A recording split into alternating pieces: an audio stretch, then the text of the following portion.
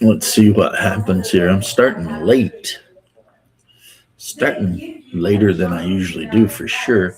Um, Not because I overslept or anything, but because I have been in here busily cleaning and packing, and also on occasion finding a miniature that just needs a little bit of work. So, taking care of that. When you find a miniature and it's like, if I just touch this up just a little bit, all right, it'll be way better. And the thing is, over the years, I've printed out so many different like types of cultist that I need to figure out which cultist is serving which god and then paint them appropriately. Now, there's a couple of reasons this is a new, not really priority, but something I want to do. Oh, what's up, Big James and Nerdy Ogre? Um, One, a lot of these cultists will be usable in my current role playing game. And two, a lot of these cultists are actually used in Mansions of Madness, right? So I'm going to have to figure out like color schemes, like cults that follow Cthulhu, how do they normally, what colors do they normally wear? See, I'm thinking probably something, ocean colored, but maybe not, I don't know. Never occurred to me, right? We know the cultists of Hastur, the king in yellow, they probably use yellow somewhere in their get up, but that doesn't mean that it's all yellow. The cult of flying banana or the flying spaghetti monster, they just wear freaking like whatever their college shirt is. And then they get out of college and they move to Austin, Texas, which is like the most leftist place in the state of Texas, and they hang out and bitch. That's what this cult of the spaghetti monster does.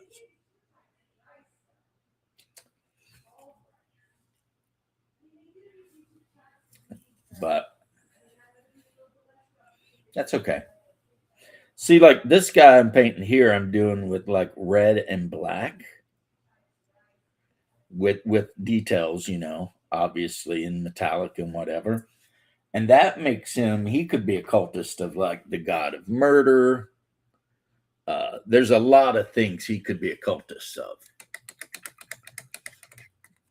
But yeah, I'm going to actually have to, unfortunately, do some research and figure out like cultists and priests of the cult of the Sagua, right? The frog bat, whatever.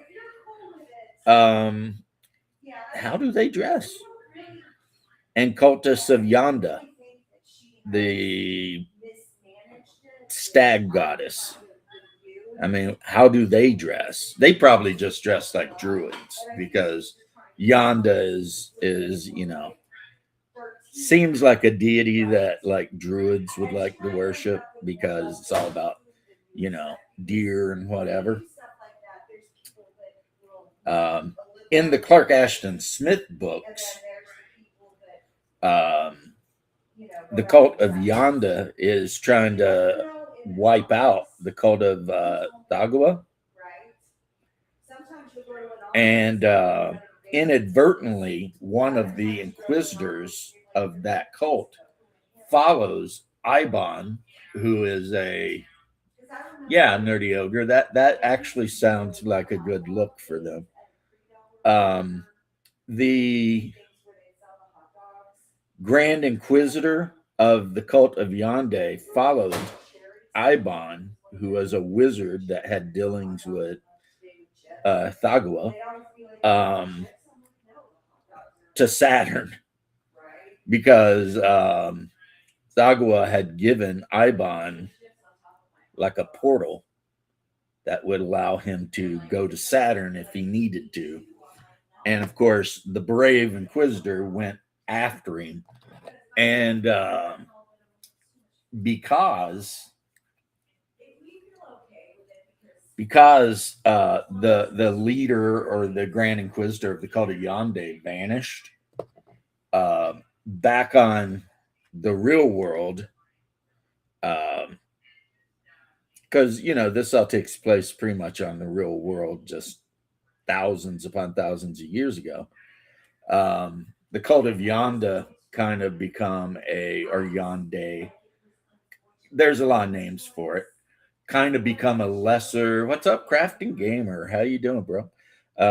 Yeah, they kind of become a lesser cult, and then worship of Thagua came back in full force. Because that Inquisitor wasn't around to, persecute anyone who worshipped Thagua. And then, of course, all we really know about a lot of this stuff was written in an extremely ancient artifact known as the Book of Iban. And what's even more hilarious in a way, or not, depending on your opinion, is if you go to YouTube and type in the Book of Iban, there's like a whole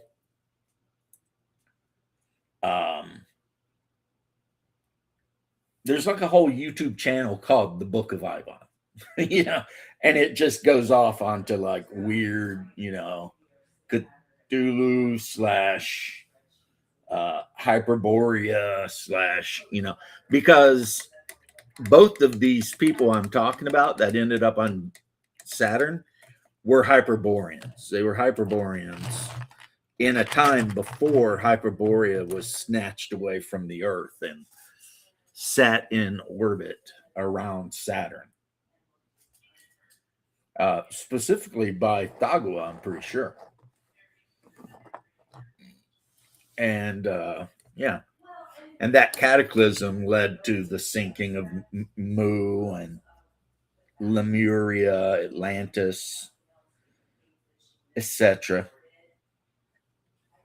So those people still exist on that realm, even though they have millions of years ago ceased to even be known on old Earth. And that is what people on Hyperborea refer to Earth as old Earth, because while they don't know how much time may have passed between when their ancestors, were pretty much moved to that realm, they know it's been long enough that the sun of Earth has become a red giant. And anybody who knows anything about, the way that stuff works or has watched, any movies or anything knows that when and if the sun becomes a red giant, and I don't know, billions of years from now, hopefully, Earth will be completely consumed. It'll be gone. So, in effect, in the time that the story is being told, Earth is just simply not a thing. However, because of the way time works when you're dealing with certain entities, like Yog Sothoth or something like that, it's entirely possible that an ancient human could find their way to the realm,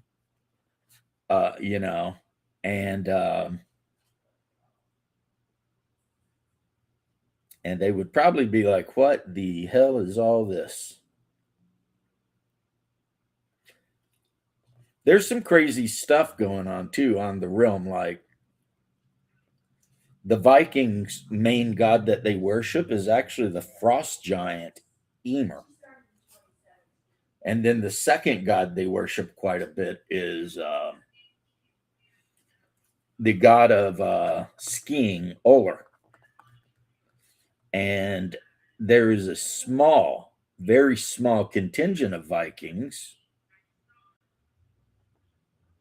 the Thurians, that live on this really shitty island and are pretty much oppressed by the other Vikings. And they're the ones that actually believe in the Norse gods, like Odin and all of that.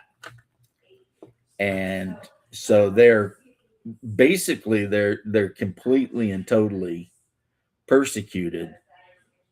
But they're allowed to live. They just have to. I agree with that, Nerdy Ogre. And that's another great.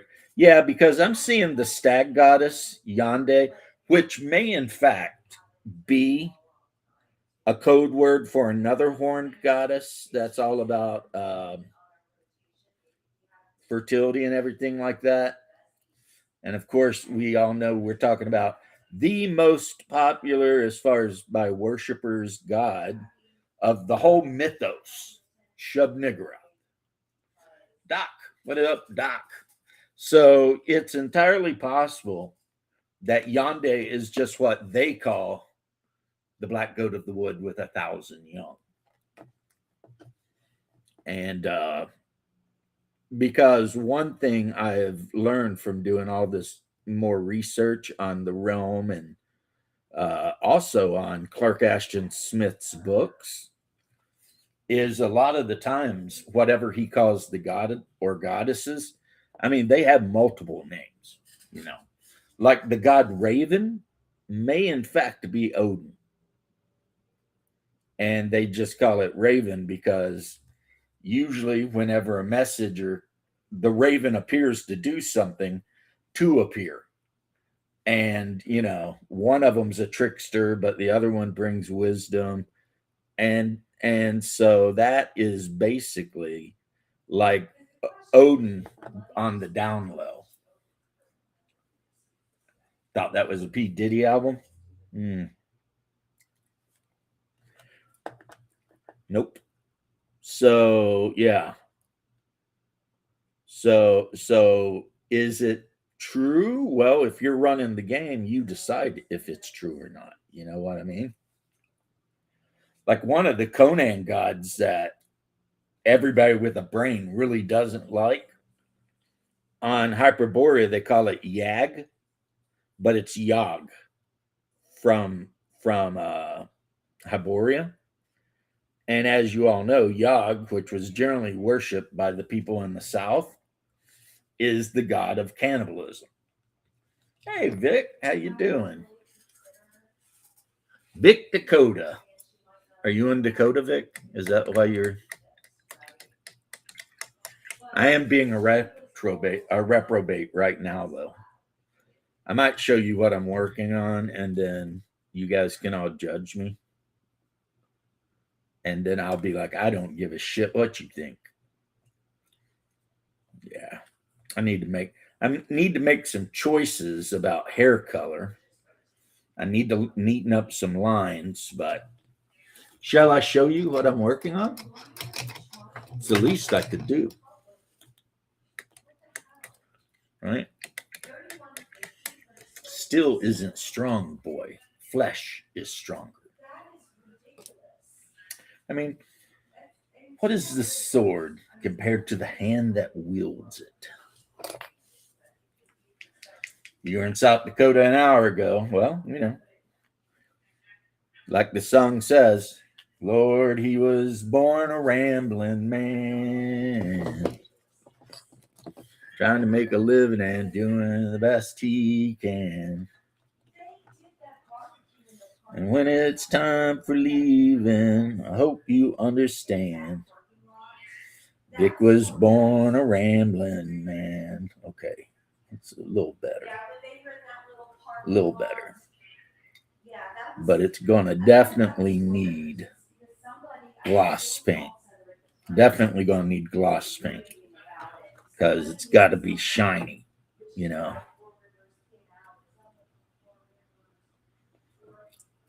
Yeah. So let's carefully do that. Carefully do that. Make sure we keep the line we want. Tell you what, sometimes painting the bigger miniatures can be more difficult because you can see a lot more detail, you know? Whereas when you're painting like game minis, especially if you're painting like, I know when I painted the Flames of War armies I used to have, that was easy because it was just like, you know, paint the miniature the uniform color of whatever army, paint the gun brown, add a little bit of metal if necessary to the rifle, and then paint the helmet whatever color, and that was basically it. See, I'm going to show you this thing, and I'm going to ask you your opinion as far as I've had this miniature for a very long time, very, very long time, and never really worked on it until very recently. And I have a hard time making up my mind as far as hair color, you know? Yeah, big wheels keep on rolling. So here she is, right? You're going to see the best you can. Here she is, right? And so you can see the face and the hair and everything, right? So the question is, what color hair does she get? Of course, she's going to be on beach sand when it's done. When I downloaded her, I was going to throw like some demon wings on her, and underneath her underarms, I was going to put pinchers, you know, sticking out. And she was going to become my proxy for a keeper of secrets or something like that. But I never ended up doing that. So then I was like, well, I'll just paint her, you know, whatever. She's been sitting there long enough. She deserves a paint job. And so she got a paint job. I also have a bunch of these homemade orcs. I 3D printed Flame Red. I 3D printed orcs from the Printing Goes Ever On, which is he prints Lord of the Rings stuff. That's why you can tell these guys are definitely very Lord of the Ring orcs. And then I cut all of their heads off and 3D printed pig faced orc heads because I had STOs for pig faced orcs and the heads weren't attached to the bodies. You get to build them, right? And I combined them. So now I have these orcs wearing like heavy plate armor and carrying cleavers and whatever with the weird, you know, fluted metal shields and all, but their faces are pig faces. And I thought for the longest time I was never really going to get to use them for anything. But in Hyperoria, it turns out, and I know you guys are probably sick of this, but this is what I'm loving on right now. So Flame Red, I will definitely do that. I would definitely think about that for sure. A tribe of Picts become pretty much become the worshippers of devil swine. I think I've told you guys this before, and I'm just repeating myself now. And some of them actually reproduced with the devil swine, right? Great monster from basic D&D. I've always loved the whole devil swine thing, you know, the fat corpulent, you know, tavern keeper that, you know, whatever. And then it turns out he's like a pig lycanthrope that has a special love for human flesh. I mean, that's just cool. I don't care who you are. That's kind of a cool monster, right? Especially with their like ultra powerful charm ability and, you know, all that sort of stuff, right? But the guy who wrote Hyperborea, Talarian or whatever, he decided that that's how he was going to justify having pig-faced orcs. Doc, that's actually really good. That's witty. But so over some time in Hyperborea, these Picts, which were considered half-breed Picts anyway, because they were half Pict and half Cimmerian, they're fooling around with these demon swine, which are literally like either demonic or lycanthrope, depending on which book you read. Produce children, and those children are pig-faced orcs. And apparently, because they give birth in litters, and this is not apparently, this is just the way it is on the world, they now control a sizable chunk of the west coast of Hyperborea, and they have a city there called Orcrust. And though they will normally just kill people on sight because, you know, they're evil orcs, whatever, occasionally they will trade goods and whatever with Ixians and some other specific people groups. Probably not, well, maybe with even a Hyperborean, since the Hyperboreans were known for 1,000 years to be cruel, you know, sadistic, drug addicts. That was what the Hyperboreans actually were. Cruel, sadistic drug addicts. And then when the Green Death came and wiped almost all of them out, because they reproduce slower than any other type of human, they pretty much got ran over by the rest of the world. And good for them. You know, good for them. Couldn't have happened to a nicer bunch of... I mean, they're obviously, guys, the Hyperboreans in this setting are obviously based on Elric of Melno Bay, or this is another possibility, Elric of Melno Bay is based on these guys. You know, because if you just type in Hyperborea in like your chat browser, oh my God, get ready for some weird deep dive shit. Because it's like, apparently people were writing about this mystical realm of Hyperborea back in like the days of Socrates and all those guys. You know what I mean? So the idea of a continent full of golden-haired people that were assholes being up in the North Pole region, that's been around for a long time, you know? That's not new at all, right?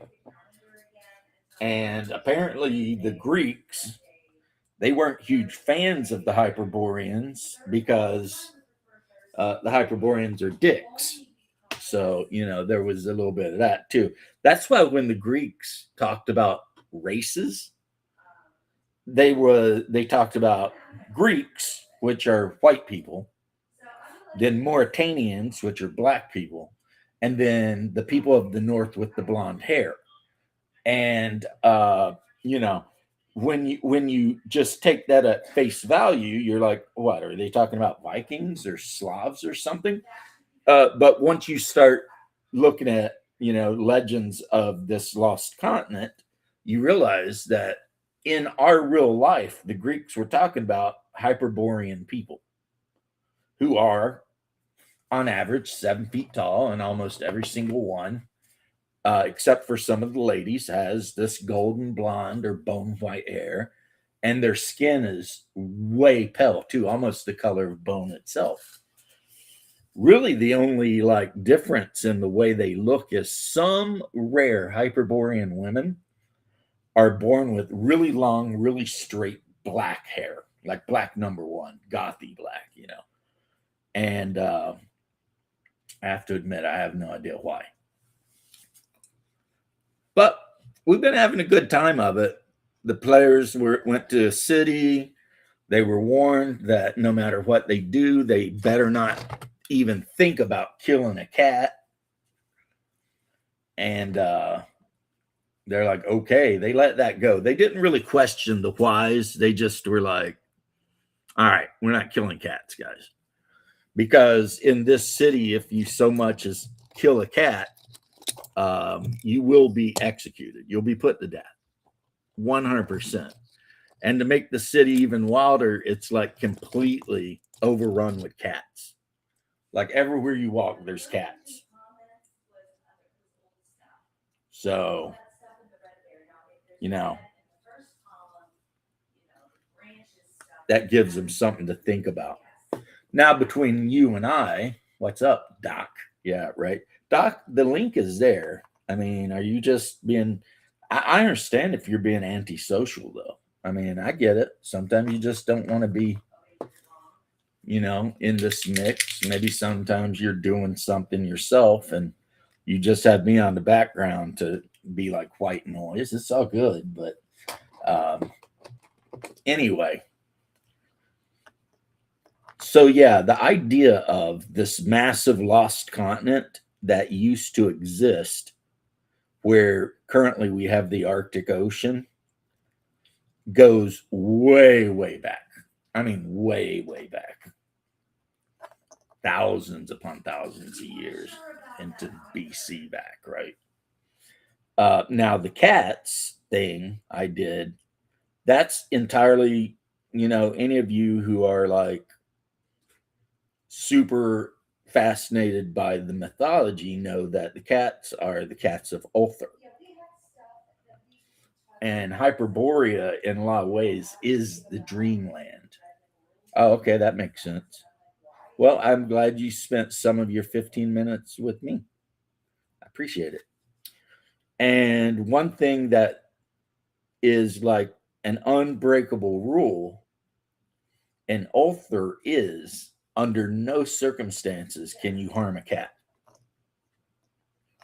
Now, for those of you who don't know, since, I am, a GM, which means a natural storyteller, it all come down to the fact that there were some mean old people, a husband and a woman, and like some gypsies arrived in their town, and the gypsies had cats, and the old people kidnapped and killed one of the baby kittens, a little black kitten.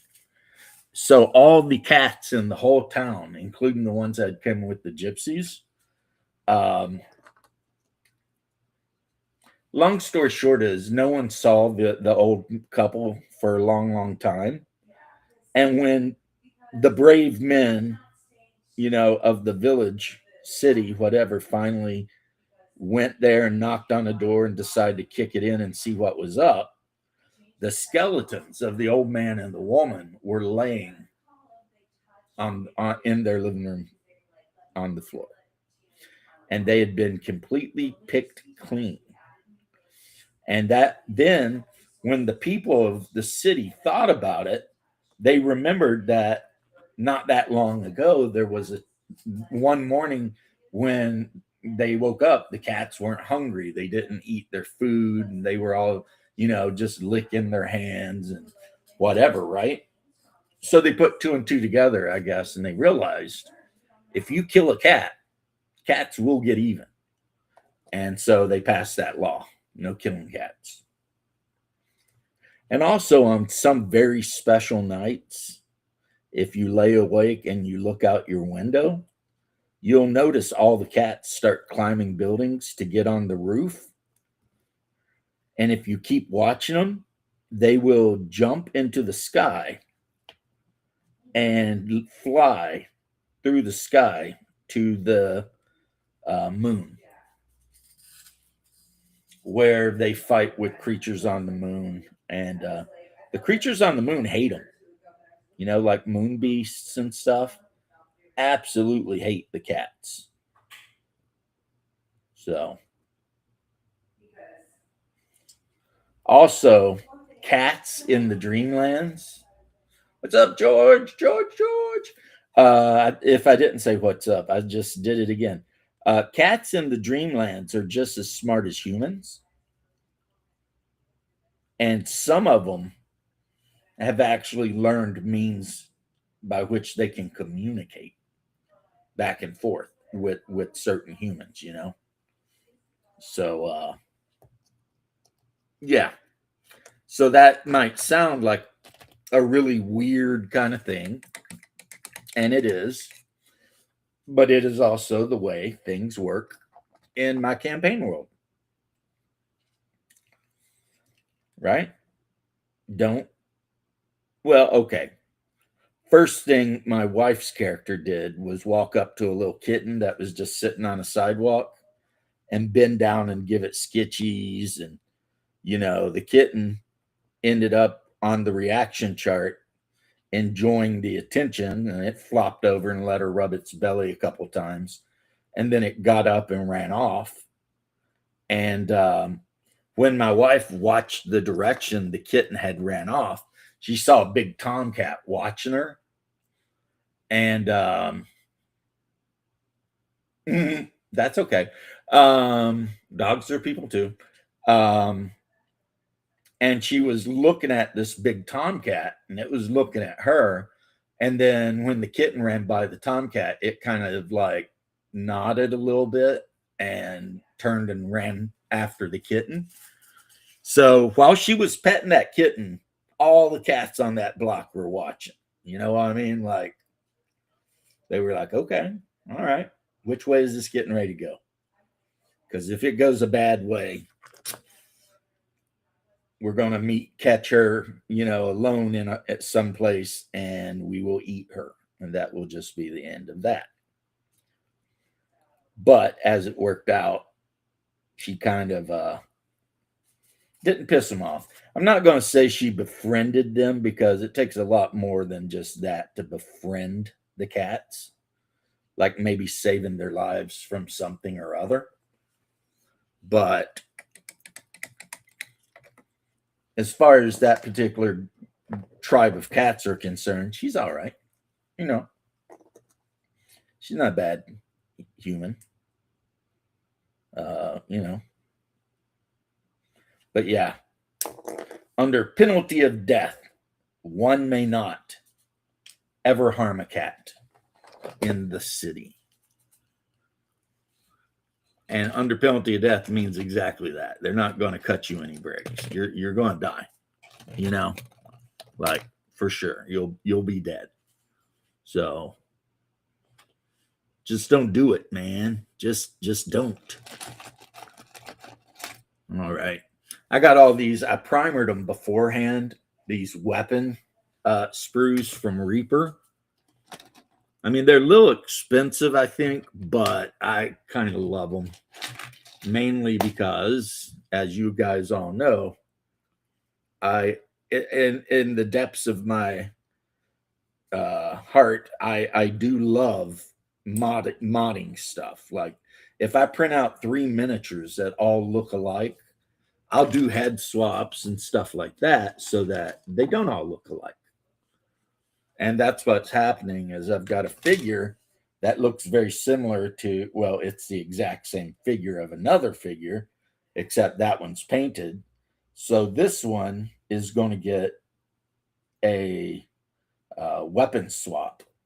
And I've also got where'd I put him? I've got another Warduke figure, and of course I've painted so many of these Wardukes.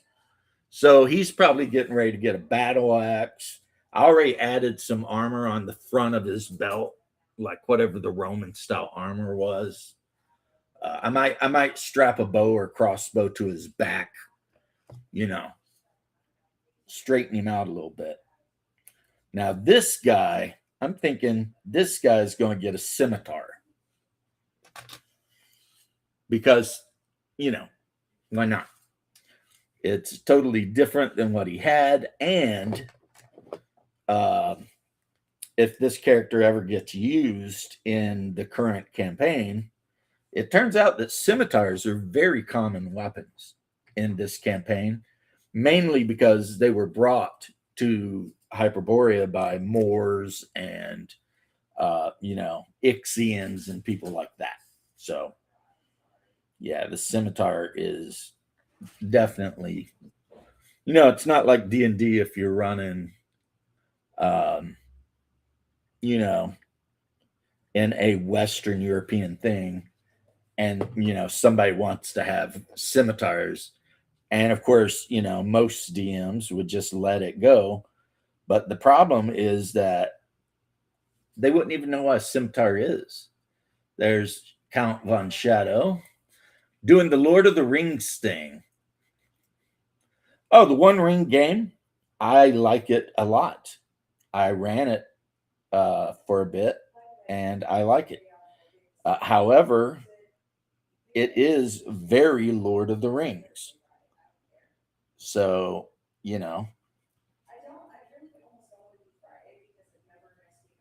and so it could 100% be your thing, or you could be like, nah, I don't really care for this.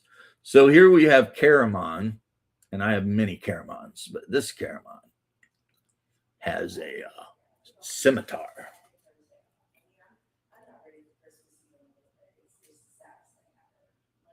Yeah. Oh no, those packages, that is all of the stuff, extra 3D printed stuff that I've put in boxes this morning just to get it out of being scattered all over the room. And I'm making my mind up whether I just send it to random people that I have their addresses, throw it away and forget it I ever seen it. That'd be a wasteful thing though. There's probably hundreds upon hundreds of dollars of miniatures here. Or try to sell it, but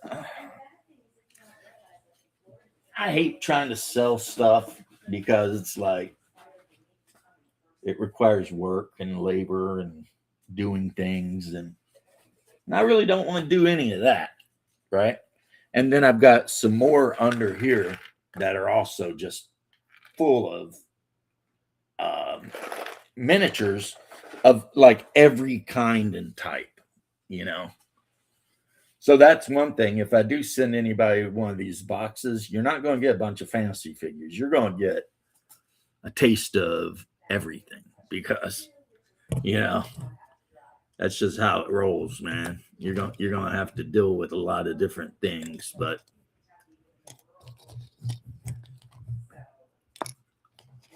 so yeah, and because of what I was talking about with the cats, I have a bunch of cat miniatures, and every time we put the miniatures down for anything, even a fight, I just randomly put cats down.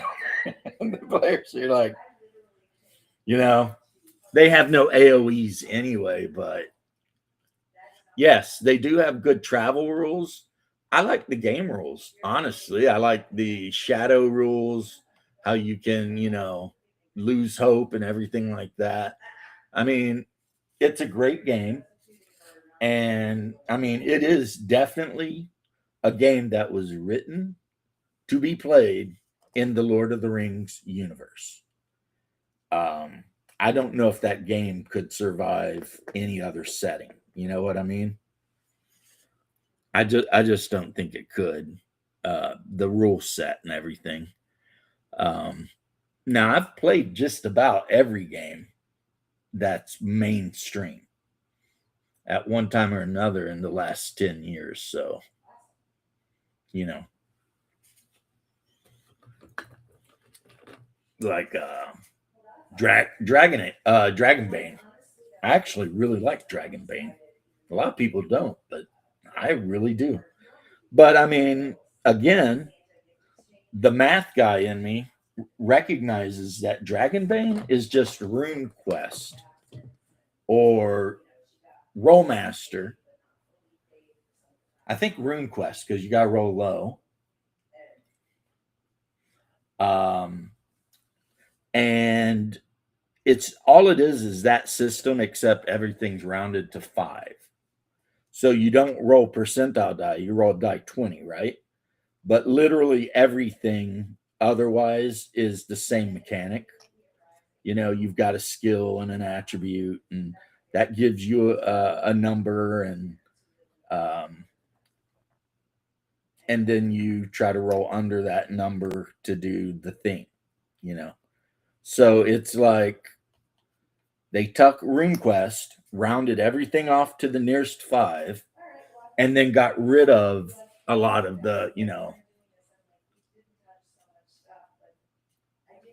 um, yeah. In this game, weapons have what's called a weapon class, a very, very simplistic way of doing things. And basically, higher weapon classes can choose to preempt the attacks of lower weapon classes, because weapon class is pretty much a very simplified measure of the length of the weapon. So if you've got like a weapon class 6 weapon, like a great sword, not only can you attack people 10 feet away from you, if someone with a smaller weapon tries to charge up against you, you have the option to, take a swing. Then, of course, if they get close to you, you get penalties to hit them because they're up on your ass.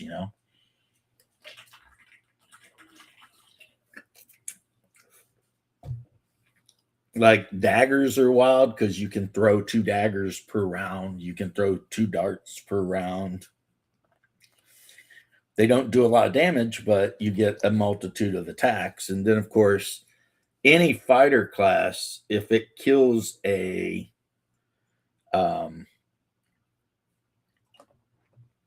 one or less hit die monster, can immediately attack again up to, like it's capped by level, but that worked out in the adventure I ran since they were fighting lots of rats. So there were times when they were super outnumbered by the rats.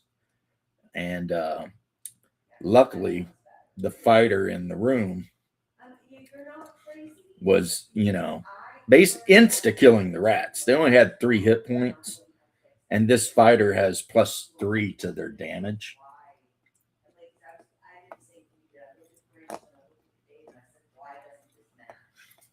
Yeah, yeah, yeah. It does. I mean, there are times when, you want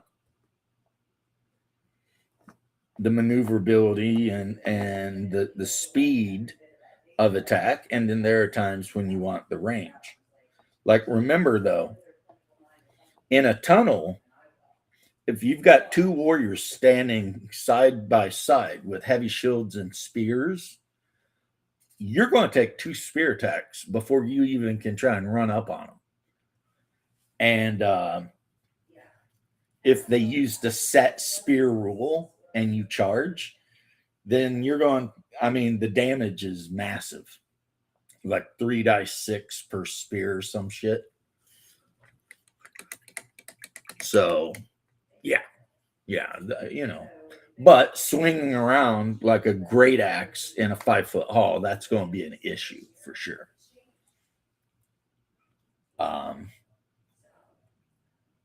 Yeah, Dragonbane is an amazingly well-written, fun game, and I have everything for it because, including the collector's edition. And yet, for whatever reason, like even Double D, they were going to play Hyperborea or Dragon Age, and then they wanted to switch over and play Dragon Slayer instead, And I don't know if it was just that they weren't comfortable with how different the rules are or what, but that's just what they did. So yeah, you know.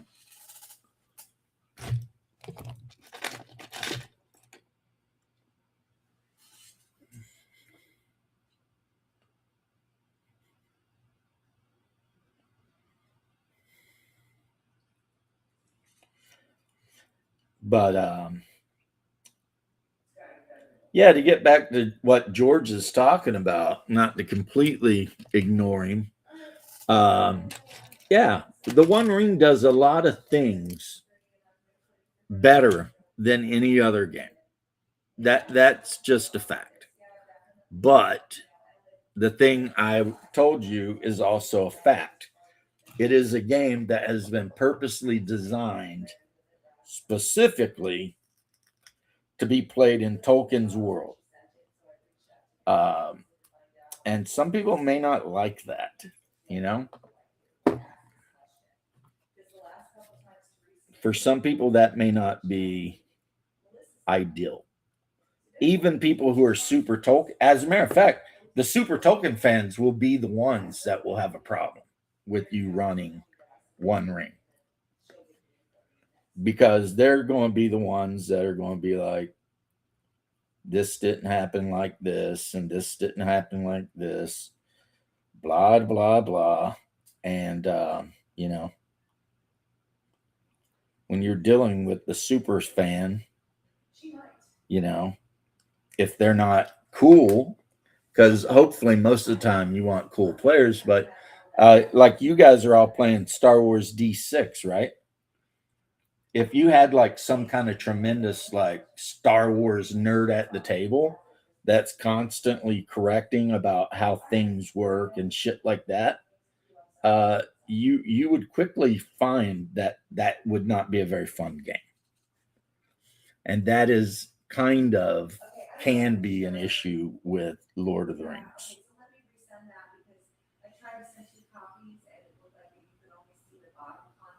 Now, Hyperborea is so different and so weird that no one is a master of Hyperborea except me. Uh, and Hyperborea can mean a lot of stuff, you know. Like I said, some of the Greek philosophers were literally speaking about Hyperborea. So, and talking about, you know, the giant blonde haired people from the north and stuff like that. Catch you later, Doc. So that adds like a whole different thing to the setting in that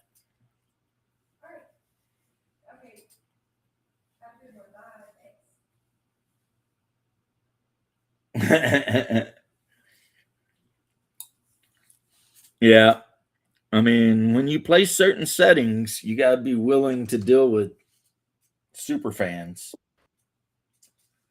and the super fans will raise hell with you. But when you play a setting like what I'm Hey, playing, James. hey, how you doing, man? Um, the super, it's like what super fans, you know? I mean, what are they going to do? Are they going to like come at me and say, hey, you know, this world isn't exactly like, you know, the Greek philosopher, blah, blah, blah, wrote it would be 3,000 years ago? And I was like, yeah, well, you know, things change. Yeah, give it time. And that is a big part of the game that, you know, things change. Like we were talking about earlier, Yonda, the goddess of stags and all that bullshit, is probably just another nomenclature for Shub-Niggurath, the black goat of the wood. I can see that. Raven is probably Odin because he sends two ravens to deliver messages. Um, Yug is Yug, the god of cannibalism. You know, so yeah, there's a lot of that's what I was saying, you know, just because you pick to serve a particular deity it doesn't mean that you even might know who the deity is, you know? Some of them you will know, though. If you choose to be a worshiper of Cthulhu, then you know exactly who you're worshiping. Cthulhu. If you choose to worship Father Dagon and Mother Hydra, well, there you go. You know who you're worshiping there too, you know? Because some of the mythos creatures didn't change names. Like one of the favorite gods of bards is Azathoth, the insane god at the center of the universe that's surrounded by flutists and drum players. Mm-hmm. And I think that's probably what it is. It's the since he's surrounded by drummers and musicians and stuff, that's why they like him. And the other thing that's kind of wild is most of the mythos gods are neutral. Really? Yeah, other than very few of the Lovecraft or Clark Ashton Smith mythos monsters, uh, the vast majority of them are completely indifferent to humans. So if they kill you, it's not because they did it because they're evil. It's because they stepped on you and didn't even notice. Hmm. And some deities are absolutely evil, like Nyarlathotep. Yeah, absolutely. He is evil. He is the Not god. just evil, but delights in his evil. Yeah, yeah. He travels around trying to get people to, Gain some like trust. the one guy, dreams in the witch house, Mhm. and they kept trying to get him to sign his name in that book, and that was Nyarlathotep and the spirit of a dead witch.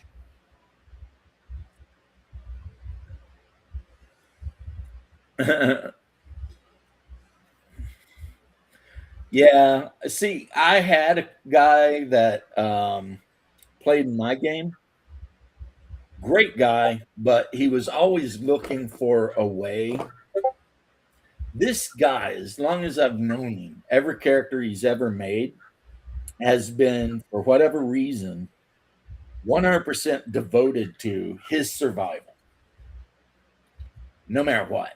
And I don't mean like normal, I mean like crazy, right?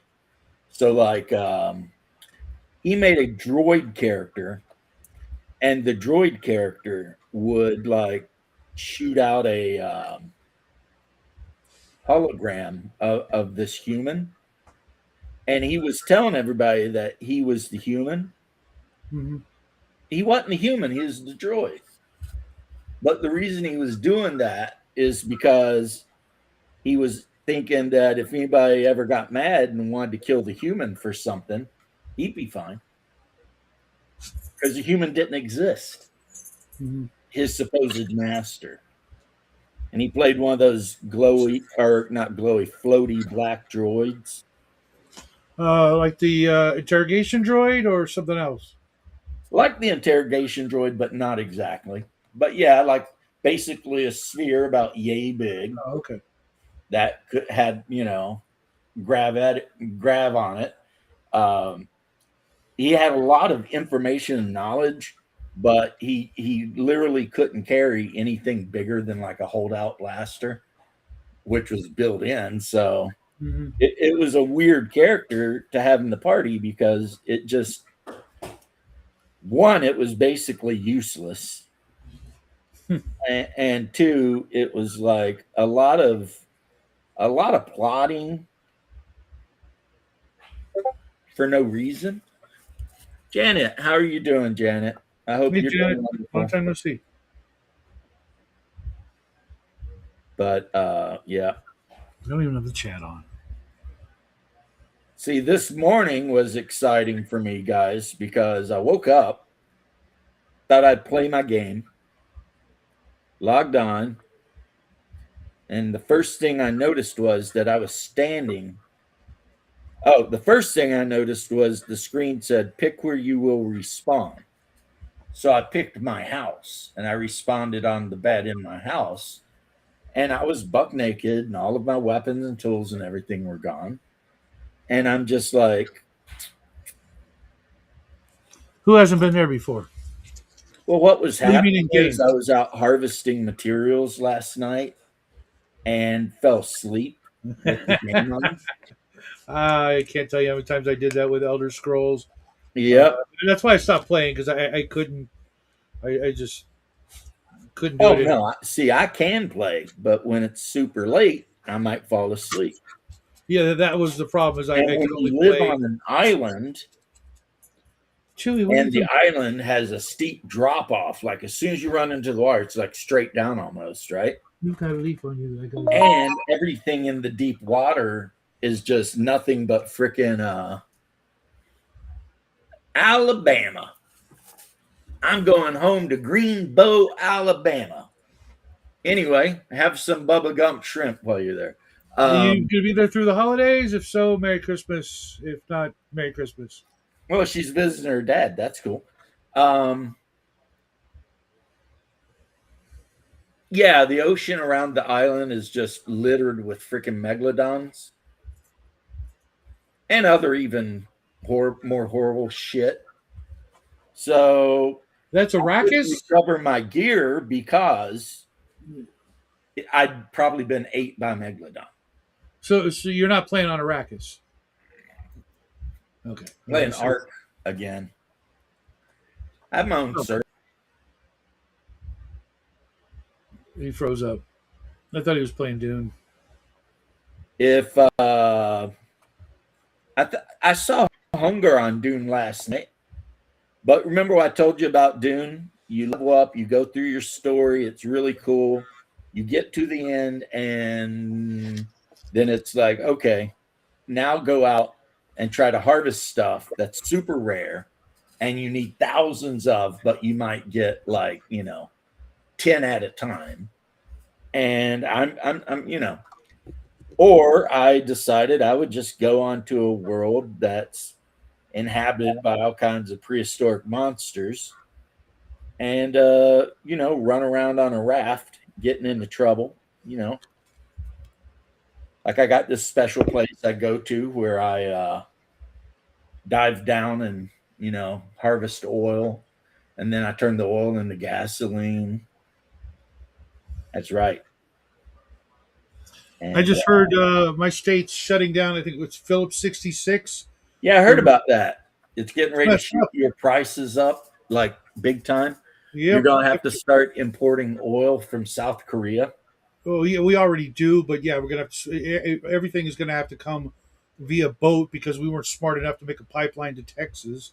Because our government's been retarded since well my whole life actually. Well, Because the that's just reason they no didn't brainer. want the pipeline is they were afraid that it would like cause ecological problems for like endangered lizards. Yeah, f the lizards. Well, Yeah, that's what they were worried about.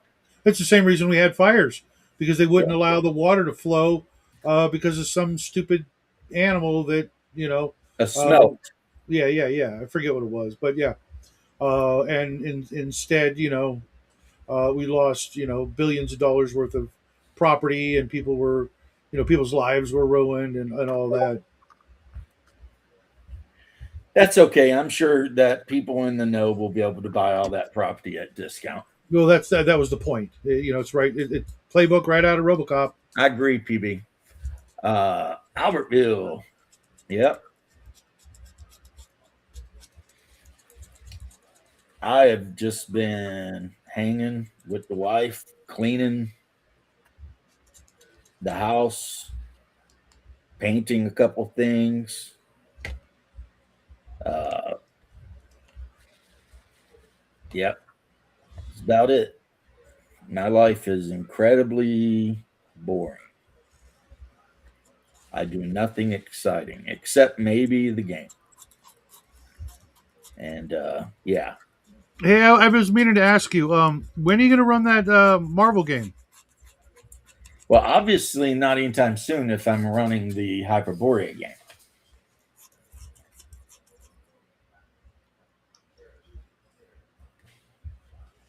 I guess so. Yeah. And the main reason decided to run the Hyperborea game is how similar it is to original D&D. So I thought, with my group of players and me coming out of my closet and deciding to coming out of my closet, uh, well, a lot of people do know this about me. I am a deeply closeted man. But anyway, um, I figured one, this game, the setting actually intrigued me. And two, the rules are so close to, AD&D and stuff that my players would have no problem figuring shit out. I agree, PB. And Yeah, I think I said the same. yeah. And so far I've been totally right. You know, the world is fascinating to me. It's so different than any other game world that I've ever read about, played on, anything. And I like the humanocentric way the world is, even though there are non-humans that are intelligent and everything. You just can't play them, Yeah. typically because they tend to be too powerful. Like you never want to allow a player to play like an ego or something. That would just be like. Plus, how would you play a creature that just has no concept of how human thinks? You know what I mean? Like, is a completely alien life form, completely in every way. Well, I guess because I was trying to think. Whisper in the Darkness that took place in the 30s, 40s, right? But Yeah, you're talking about the one where the guy lived in a cabin up in the woods in like Maine or wherever, yeah, Vermont. something like that. Yeah, yeah. Where he had the other guy come visit him, the brains in a jar kind of thing. That takes Yeah, place in the 40s, 30s or 40s, maybe the 20s, I 30s. Yeah. suppose. Whereas what year would you put Hyperborea at? Oh, probably billions of years in the future. Oh, really? So it is in the future. Okay. Then you would think that in that time they might have learned a thing or two about humans, especially with all those brains in jars. Oh yeah, they use human brains as basically the same way we use servers to store data and stuff. Hmm. And if they encounter a human that's really really smart, then they'll go after his brain specifically because they want that knowledge. But as far as knowing how we think or us knowing how they think, impossible. I mean, they're fungus.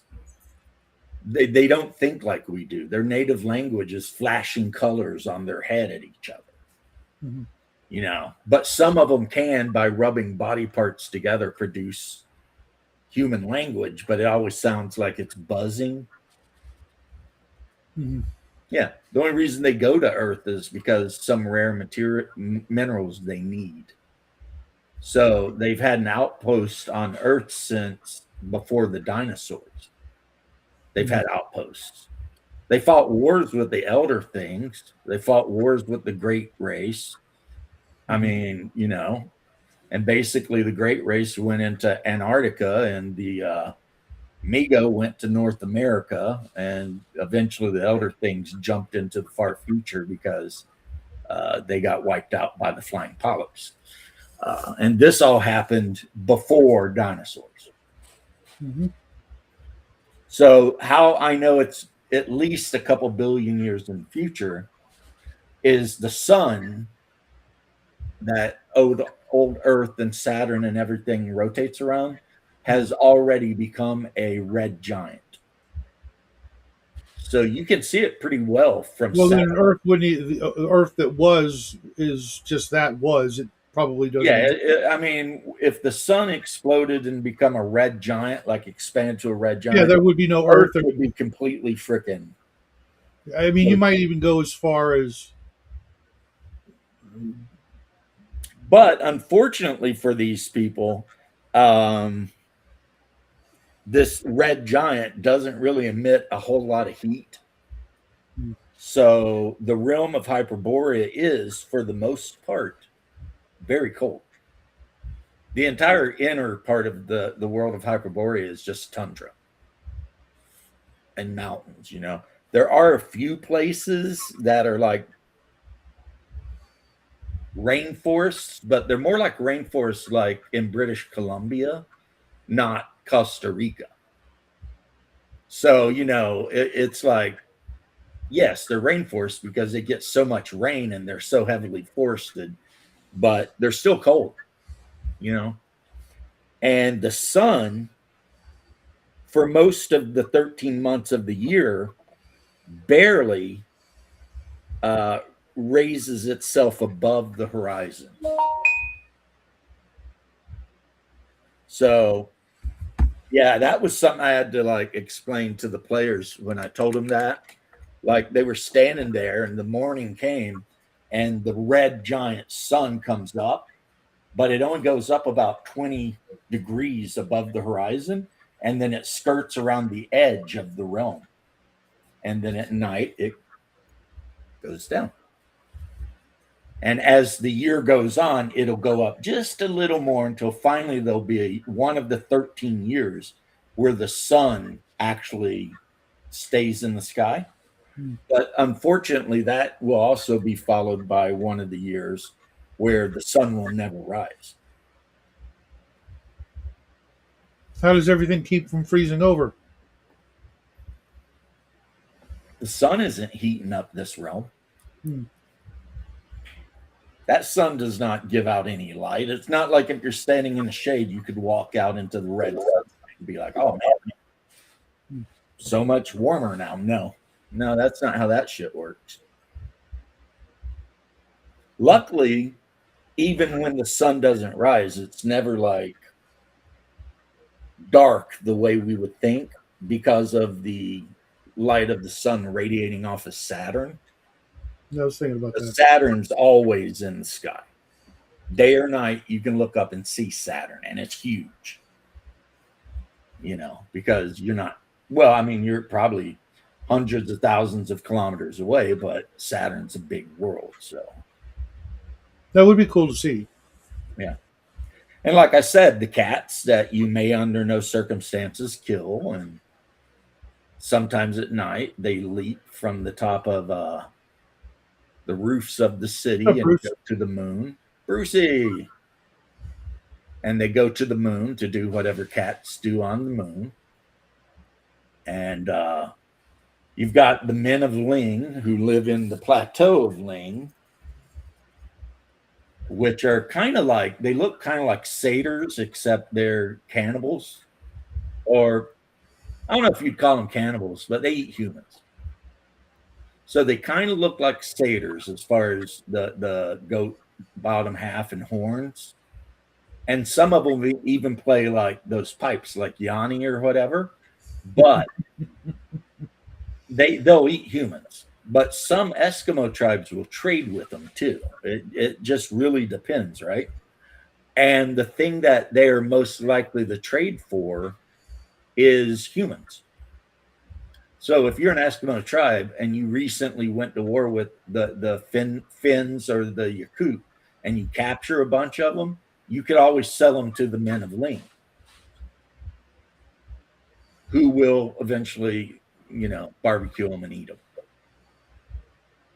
That's how that shit works.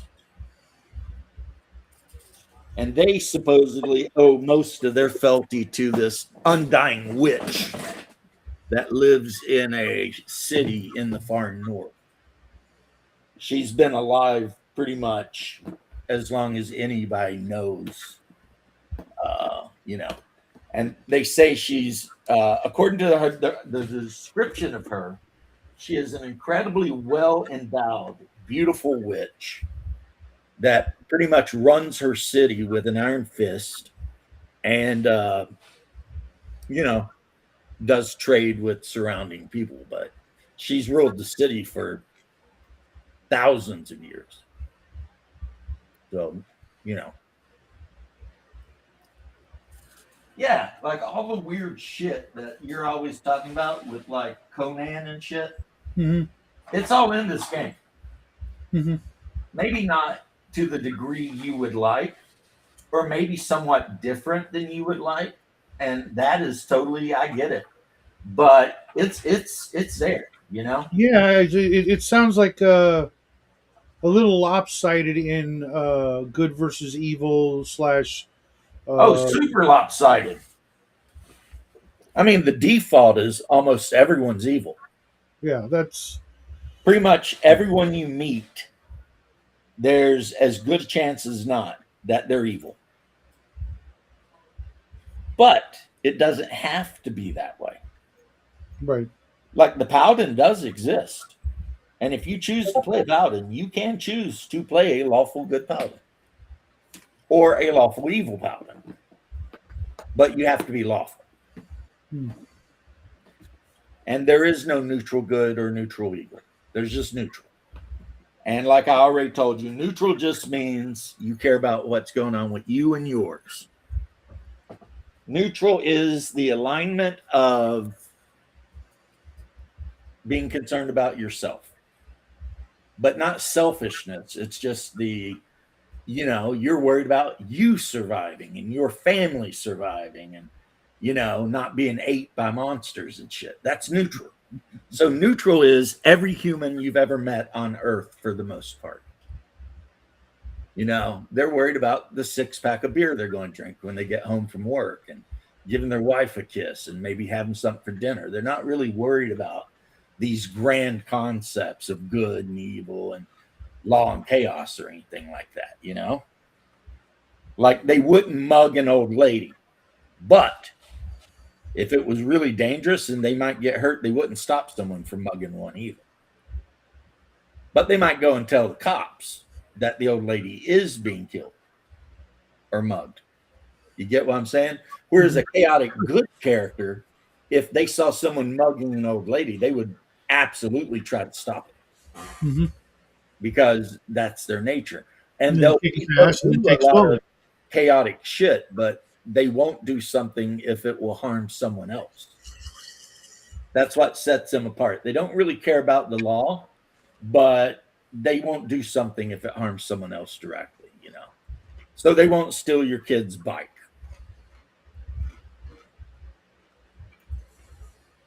And then, of course, lawful good is exactly what it sounds like.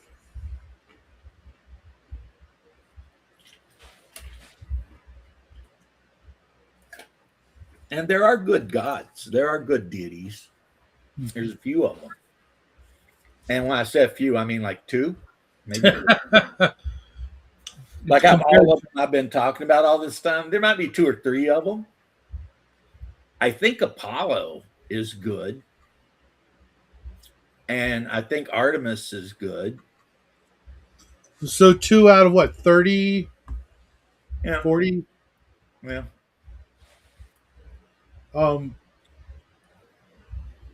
How do they not get overwhelmed by the evil there? How are they even in existence without the other gods just deciding to whack them? And Well, the big thing you have to remember about the gods in Hyperborea is, for the most part, they don't give a shit about you. no, why don't they kill each other? Why don't the evil gods knock They don't out? care about each other either, for the most part.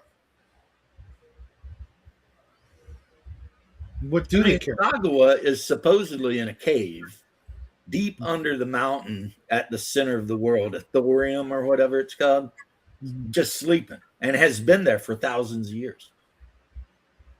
Doesn't bother anyone. He just sits in his cave, taking a snooze. Apollo is a little bit, they say Apollo actually shows up amongst his worshipers and he'll walk around and chat with them and shit, but not appear like Apollo. But he likes, so like settlements in the world that are Greek or Roman, occasionally Apollo will just drop in, to see what's going on there. So, I mean, that's good. And then, of course, Artemis, she's the same way, but she favors the Amazonian nation over everyone else because she's the virgin that can never be seen by anyone, blah blah blah. So yeah, she's more down with the Amazon people, but I mean, and then of course, like I said, Yog from Conan, the god of cannibalism and beasts. Yeah, I don't think that would be a god that, like, okay, let's say you're in Cremorium, which is the biggest city in the whole realm, right? Massive, right? You are probably not going to find an open, um, like accepted by the city, etc., temple to Yog. But that doesn't mean there's not Yog cultists in the city. And occasionally they may kidnap some homeless person and take them out and cook them and eat them as a sacrifice to their god. It's like there's a god of murder, Thamagorgon or whatever, right? And there are people who worship this god, and occasionally they're going to kill somebody. But the city doesn't approve of it. It's not. He'll be right back, folks. Yeah, let's build a giant temple to freaking a god of murder. And that's not how it works. Yeah, well, why wouldn't he? Why wouldn't he go after Artemis or Apollo? Probably get his ass whipped. You got to remember, some of the gods aren't really gods; they're aliens. Like Thagawa, who is the most worshipped being amongst humans, is actually an alien from Saturn. But for whatever reason, he's neutral, and he even though he's super lazy, he's so lazy he don't even feed himself. He just waits for his followers to bring people to feed him. But he's also the kind of deity that will cut deals with you and teach you magic and give you power and stuff, right? So, and then one of the gods is Helios, mostly worshipped by Romans and Greeks. It's the sun. So they worship the sun. And then, yeah. So, yeah, that's kind of the deal, There's some evil gods, about 4 or 5. And then there's a couple of good ones, literally like 2 or 3. And then all the rest of them are just neutral and indifferent, mostly. This is Hyperborea. Or if you go back and on YouTube and look, this is some of the shit that the Greeks were talking about 3,000 years ago. Because Hyperborea is not a new concept. It's, apparently like the Thulian people used to believe in Hyperborea. And like I said, it was a beautiful paradise type continent that existed where is now the Arctic Circle. And then at some point a great cataclysm came and Atlantis, Mu, Lemuria, and Hyperborea sank under the ocean is what the Greeks said. But in this setting, they didn't. They all ended up conglomerated around Saturn. And there's a lot of shit that makes no sense. Like, where does the air come from? Trees? The ocean? And why does it stay on the plane, the plateau, the hex thing? And if you sell a chip off of the edge of the realm, what will happen? Well, I know that. You'll die. Because you'll fall off, and after you get so far away, you'll be in the black abyss, as they call it, which means vacuum and space, and you'll just be dead. Yeah. However, another question, how are the oceans full if they're constantly falling off the edge of the world? Where does the water come from? Yeah, it sounds like what the hell? The entire place is sort of a construct or a proving grounds or the last surviving,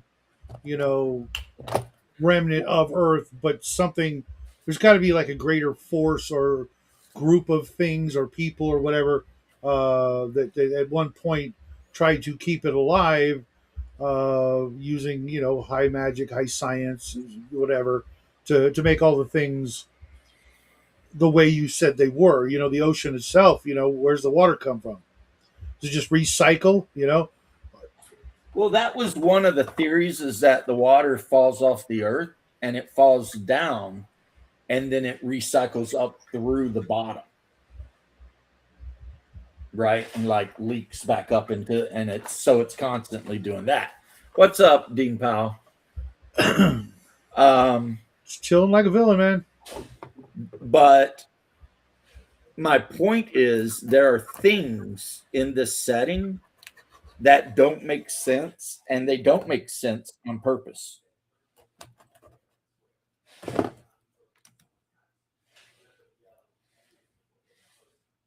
Mm.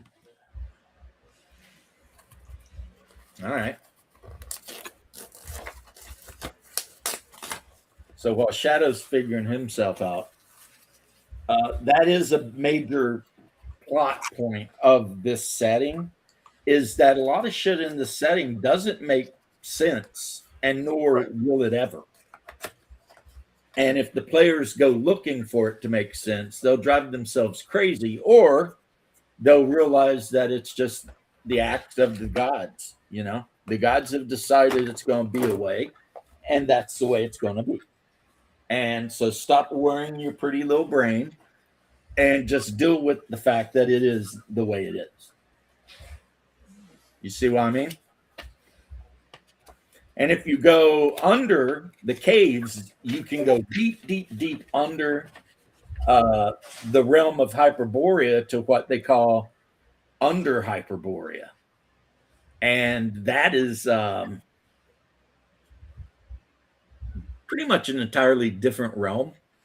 Like, the deeper you go, the more likely you are to run into devils and demons and Migo and all kinds of crazy shit down there. Some of the gods are said to dwell down there, like Gathanoa and stuff like that. And there's a lot of technological stuff hidden down there. So yeah, if that's your deal, if that's what you want to do, you want to go exploring, you can go down there, but it would be incredibly deadly, because the deeper you go, the more likely you are to run into one of the gods that literally live down there. And most of them just will whack you rather than give two shits about whatever your opinion is on things.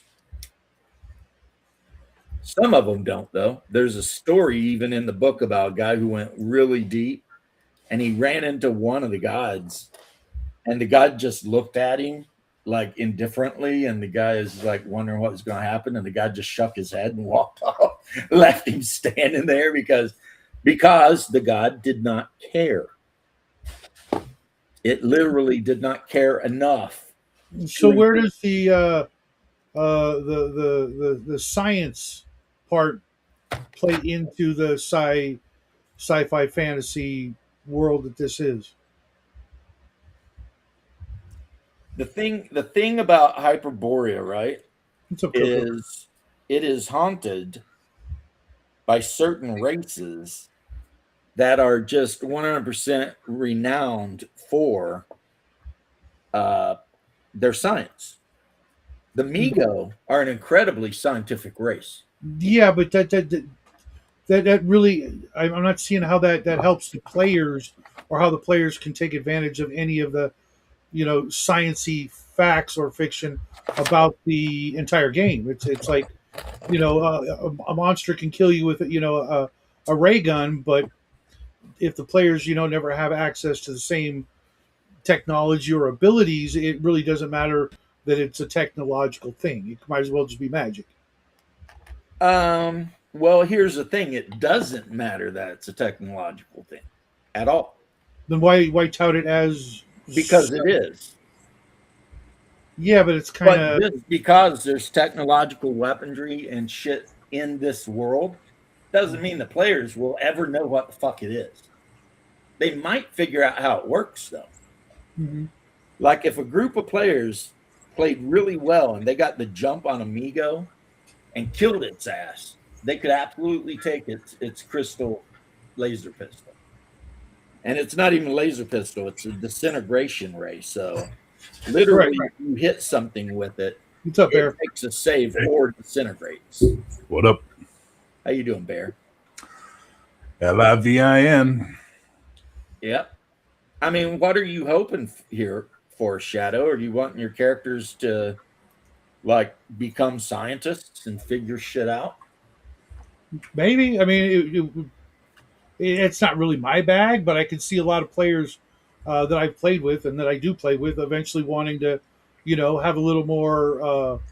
Well, then they would have to find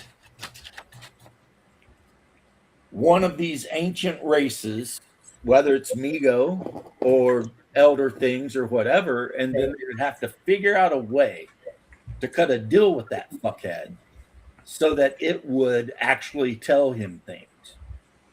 These are all things that are entirely possible for a player to do. Well, because I could see like there being like in John Carter when the air factories are about to collapse and go down you know involving the players in a campaign or an adventure where they're going to take part in trying to save the world. I can see the same thing in Hyperborea where the players may be enlisted somehow. It's a Bruce to help repair or fix any of the weird systems you just described. Getting this sort of a peek behind the curtain. More likely, they're going to enter the service of, say, the Migo in exchange for the Migo teaching them unknown magics that don't actually exist anymore on Hyperborea, and possibly giving them weapons in return for the humans helping hide the Migo plant and maybe kidnapping people for the Migo to use as slaves or brains in jars. I mean, anyone who allies with the Migo is probably going to be an evil person. You think? Yeah. Something just tells me that campaign requires me to be less sober than what I am now. It's honestly plays just like AD&D, really, and it like I said, it's not even new. If you type in Hyperborea and in your search bar, it goes back to like the great philosophers of Greece. Yeah, the Plato talked about it, if I remember right. Maybe Aristotle No. as well, but I thought No. Plato talked about it. Nope. No, Well, I just got the reading. No.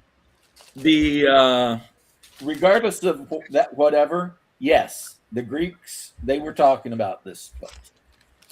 because weren't also the Greeks talking about Lemuria? Lemuria, No. Atlantis. No, and Lemuria was an entire concept invented in like the 1800s or something like that, Yeah. when the guy was looking at lemur monkeys and calling it Lemuria. Trying to figure out why they were on. Trying to Three figure out why different they're on continents. multiple continents. Yeah. Okay. Mu, on the other hand, is older as a thought. Well, it's mentioned in the Bible, I think.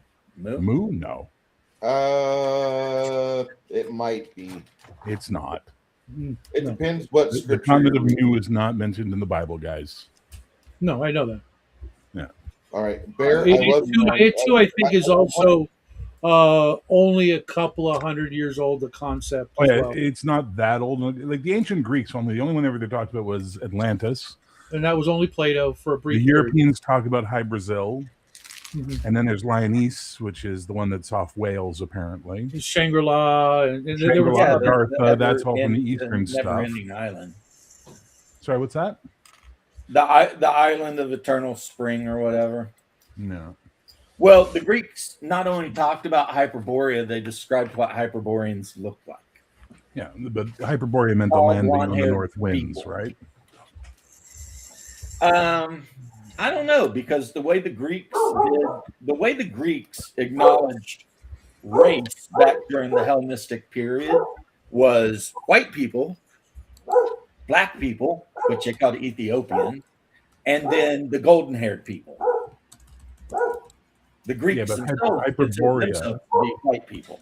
So Borea means wind, and Hyperborea is the land beyond the north winds, right? That's the whole thing. They were the northerners to the Greeks. Yeah, except they were a continent, whereas now the Arctic Ocean. Okay, so Well, it may be, but according to ChatGTP and Google, Herodotus is the first. Herodotus. Yeah, he's the first one to mention Hyperborea. Yeah. Well, this has nothing to do with Shadow's questions, though. Shadow, it's like Thundar does not understand how the Sun Sword works. No, but No, but what? there are other people there that do. And my point is that when you were describing the place, that it's cold and things like that. Well, other than burning down all the trees, mankind would be inclined to maybe find another way to, stay warm, during the 13th year where there is no sun. God, you make me want to quote Scrooge. When he goes, "What is this?" Come on, Shadow. What is this? What's your shirt? Yeah.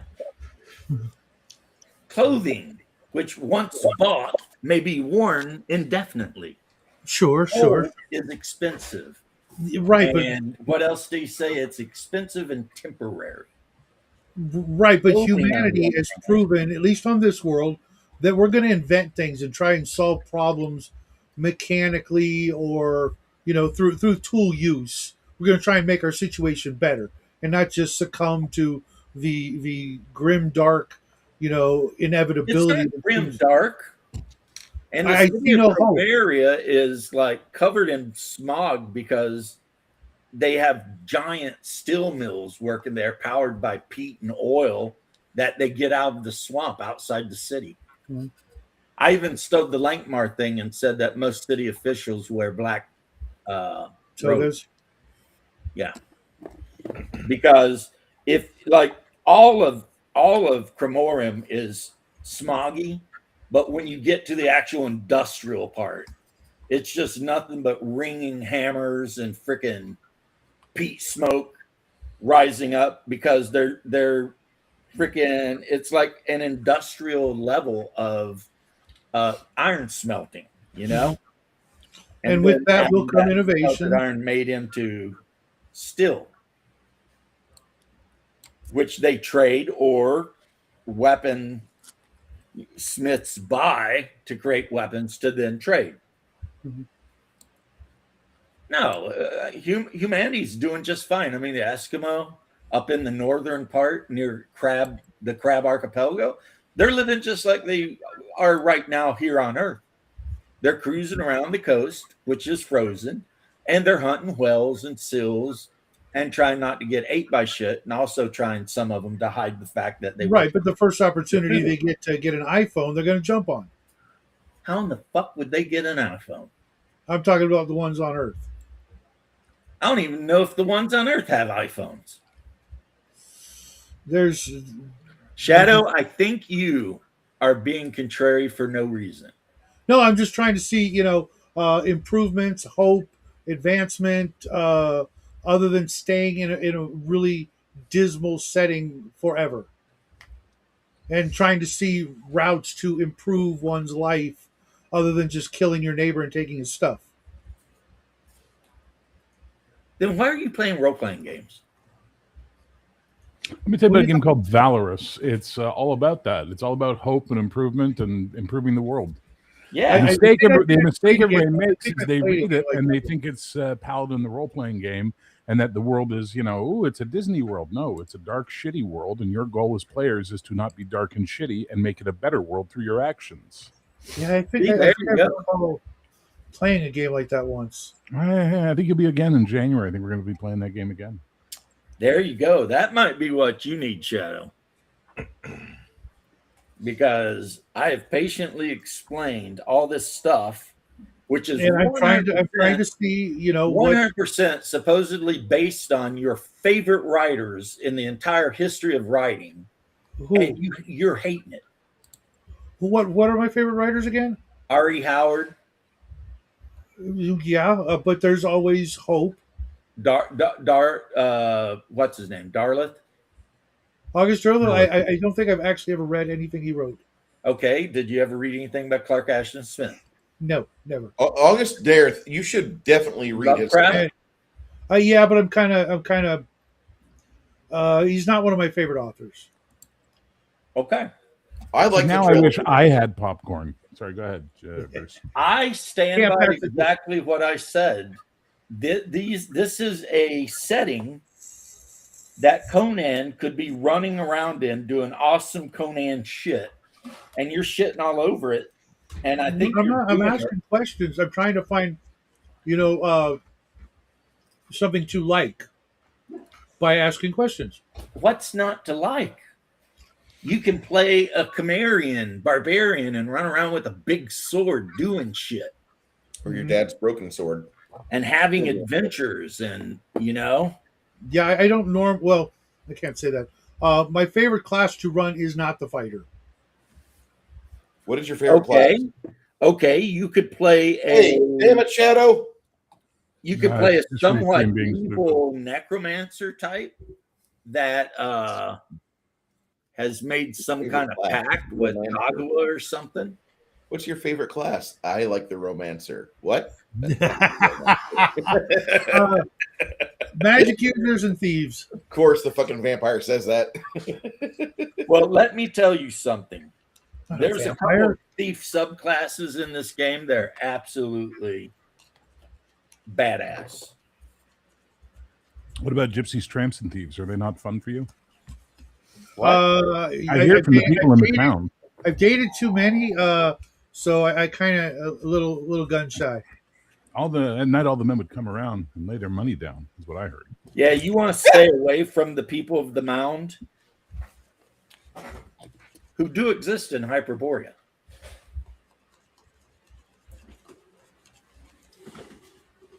Because they have psychic powers and they can turn you inside out with their brain. The following they hate statement by anyone. me is a joke and is meant to be taken in the spirit in which it is delivered. Do not get pissy. I can't wait for your next obsession because this one's played out. I'm not getting pissy. This one's not played out. This one has just started. Okay. He's been Okay. talking about Hyperborea for 2 weeks now. Non-stop.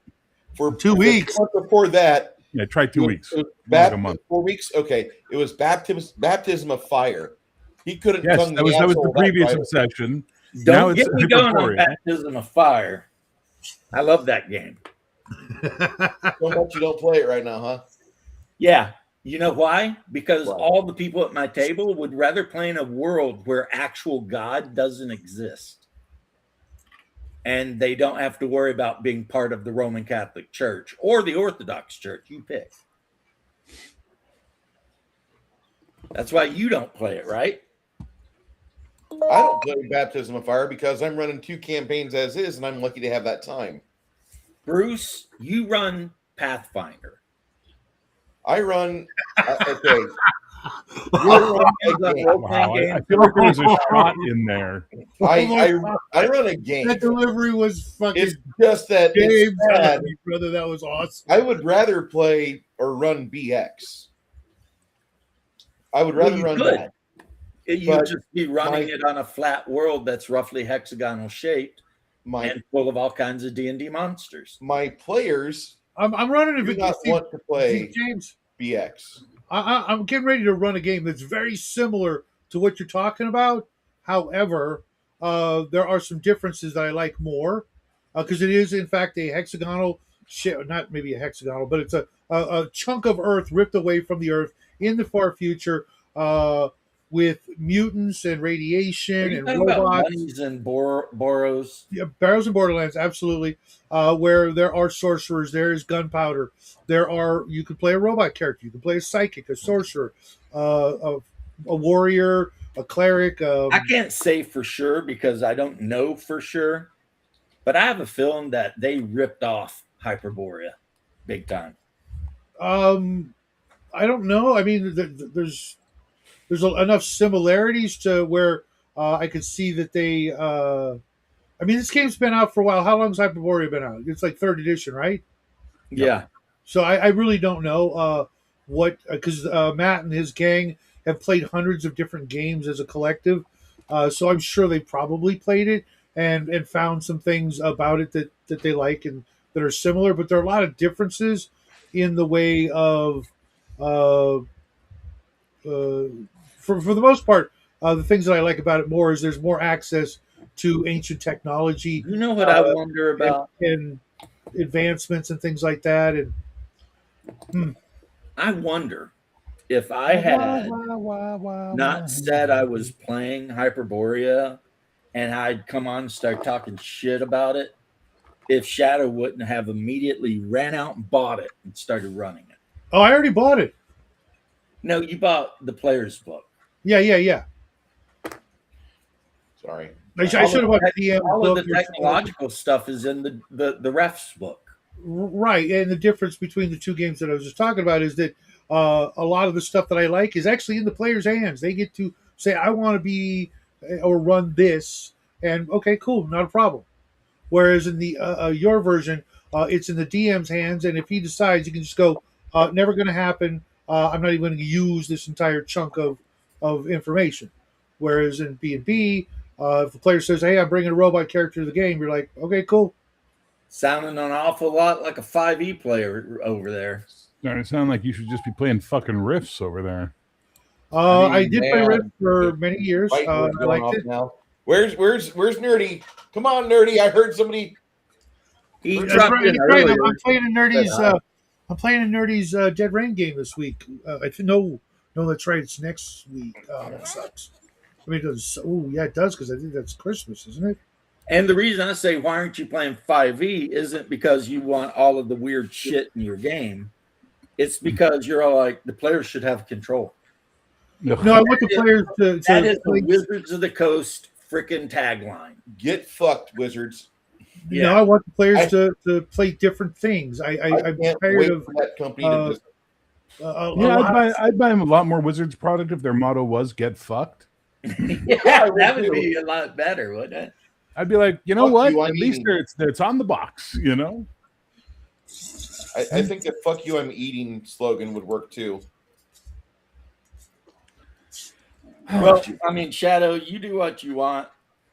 I have. Yeah. It's not. Look, it's not like welcome to the James Gang Show, brought to you by Hyperborea. I mean, I'm not getting paid. I know. I'm just talking about what I like.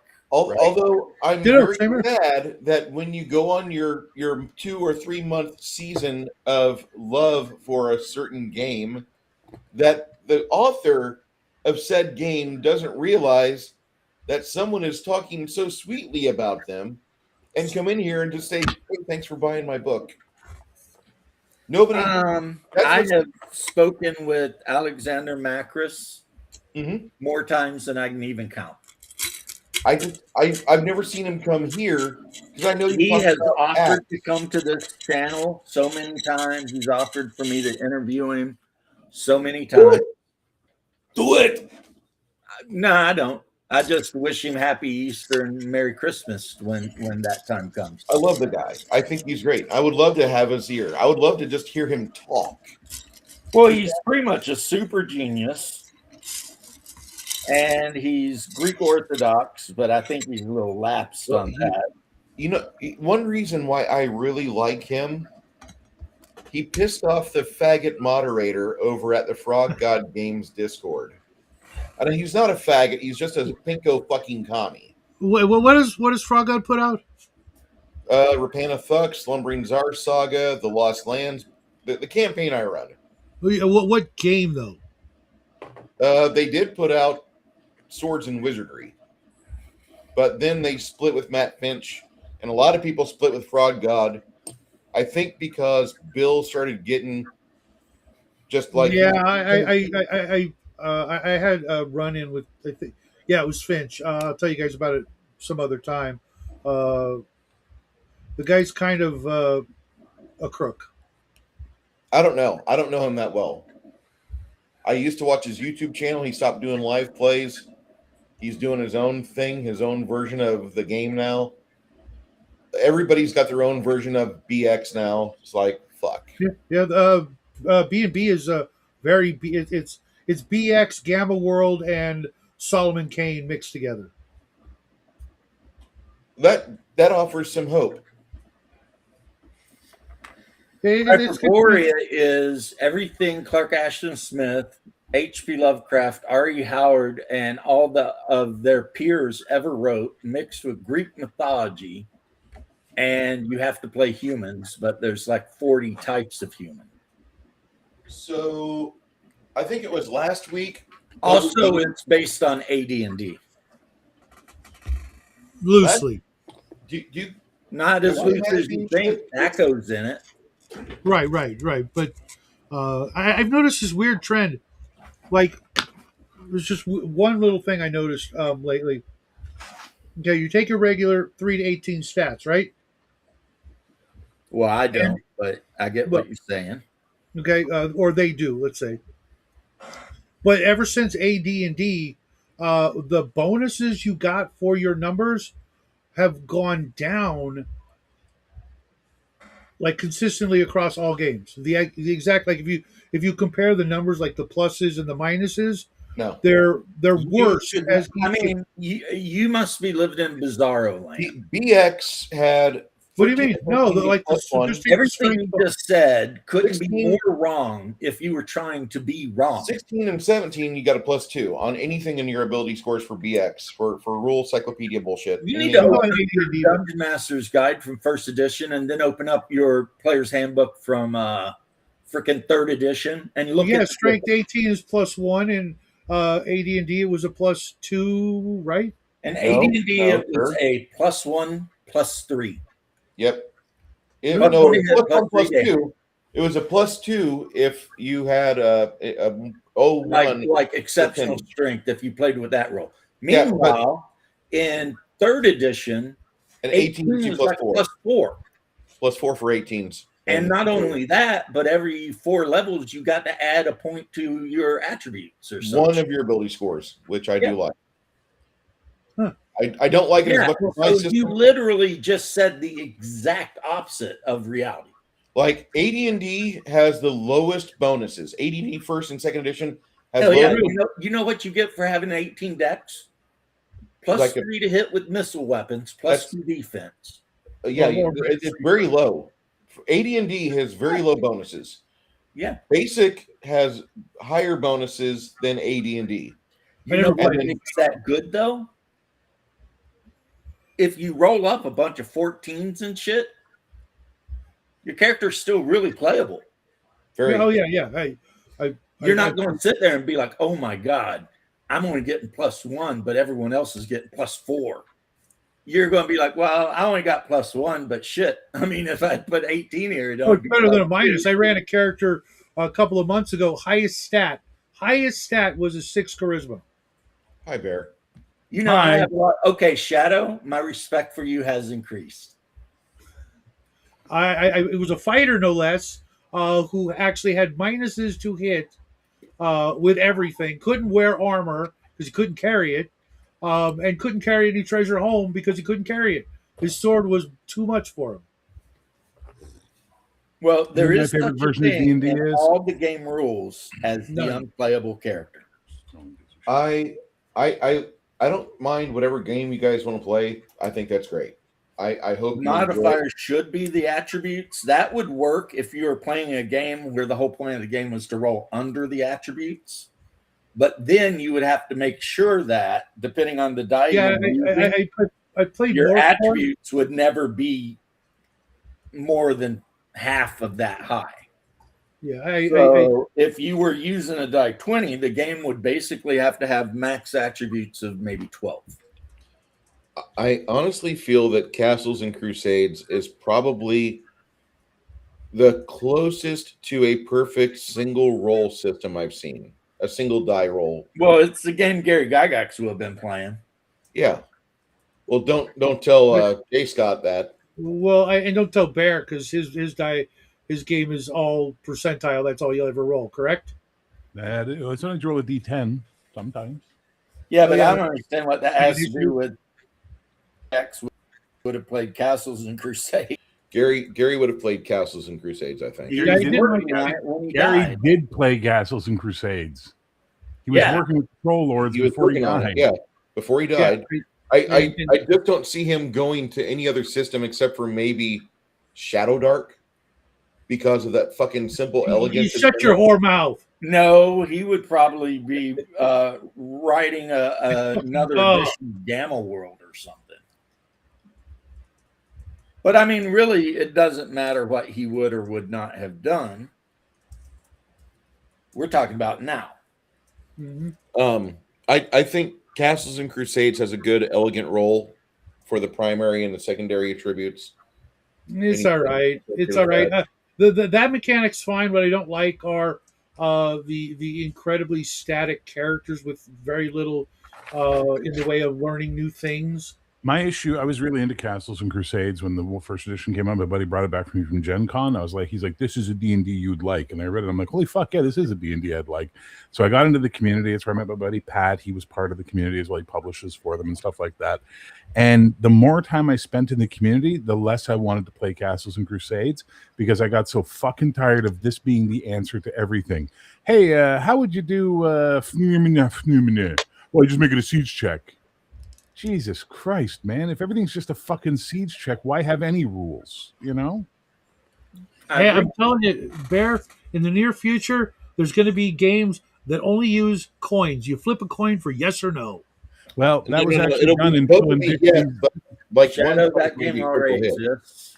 Phil and Dixie did it in what's new? It was called Flip Coin Dungeon, which is you're playing flip heads. Great. You kill the dragon and get all the treasure. Let's play again. You understand? Like that's I see that fair. in the future. Bear, Yeah. I respect you more knowing Phil and See, in the Dixie. future, it already happened. What was that, Bruce? I respect you more knowing Phil and Dixie. I love Phil and Dixie. This week we're going to talk about sex in D&D. Nope. We're actually going to talk about this instead. That was the best running gag. Back to the fact that everything Shadow said was absolutely wrong. What are you talking about? Huh? What are you talking about? What was wrong? When you said that modern D&D has lower bonuses for attributes than old school D&D. No, I said modern games that use that 3D18. Everywhere I look, I see lower numbers. Lower than what? Lower than third edition. It's like the more you talk, the more it feels like you really just want to play Wizard Coast D&D. Not at all. Well, Wizard Coast wrote D&D so the players could have whatever the fuck they wanted and be in charge, and the DM was just basically... I never said I want them to be in charge. I want them to be in charge of what they could run as a player, as in have choices. Yeah, that's what Wizard but Coast's whole design freaking thing was. Choice is codified within the rules.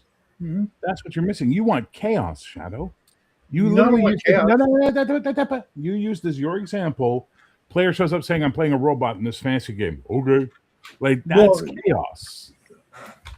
I didn't say in a fantasy game. I said in the game. You know, there are a lot of different genres of games. One of my favorites, of course, is Gonzo, which is, you know, Yes, we get it. You're a Ralph Bakshi boy, and that's okay. There's nothing wrong with Wizards and Boday's I was just cheap thinking about that stuff. movie. And- have you ever picked up Black Pudding, Shadow? What is it? Okay, so Black Pudding is a fanzine this guy does. He releases them on DriveThru, and they're basically Gonzo D&D.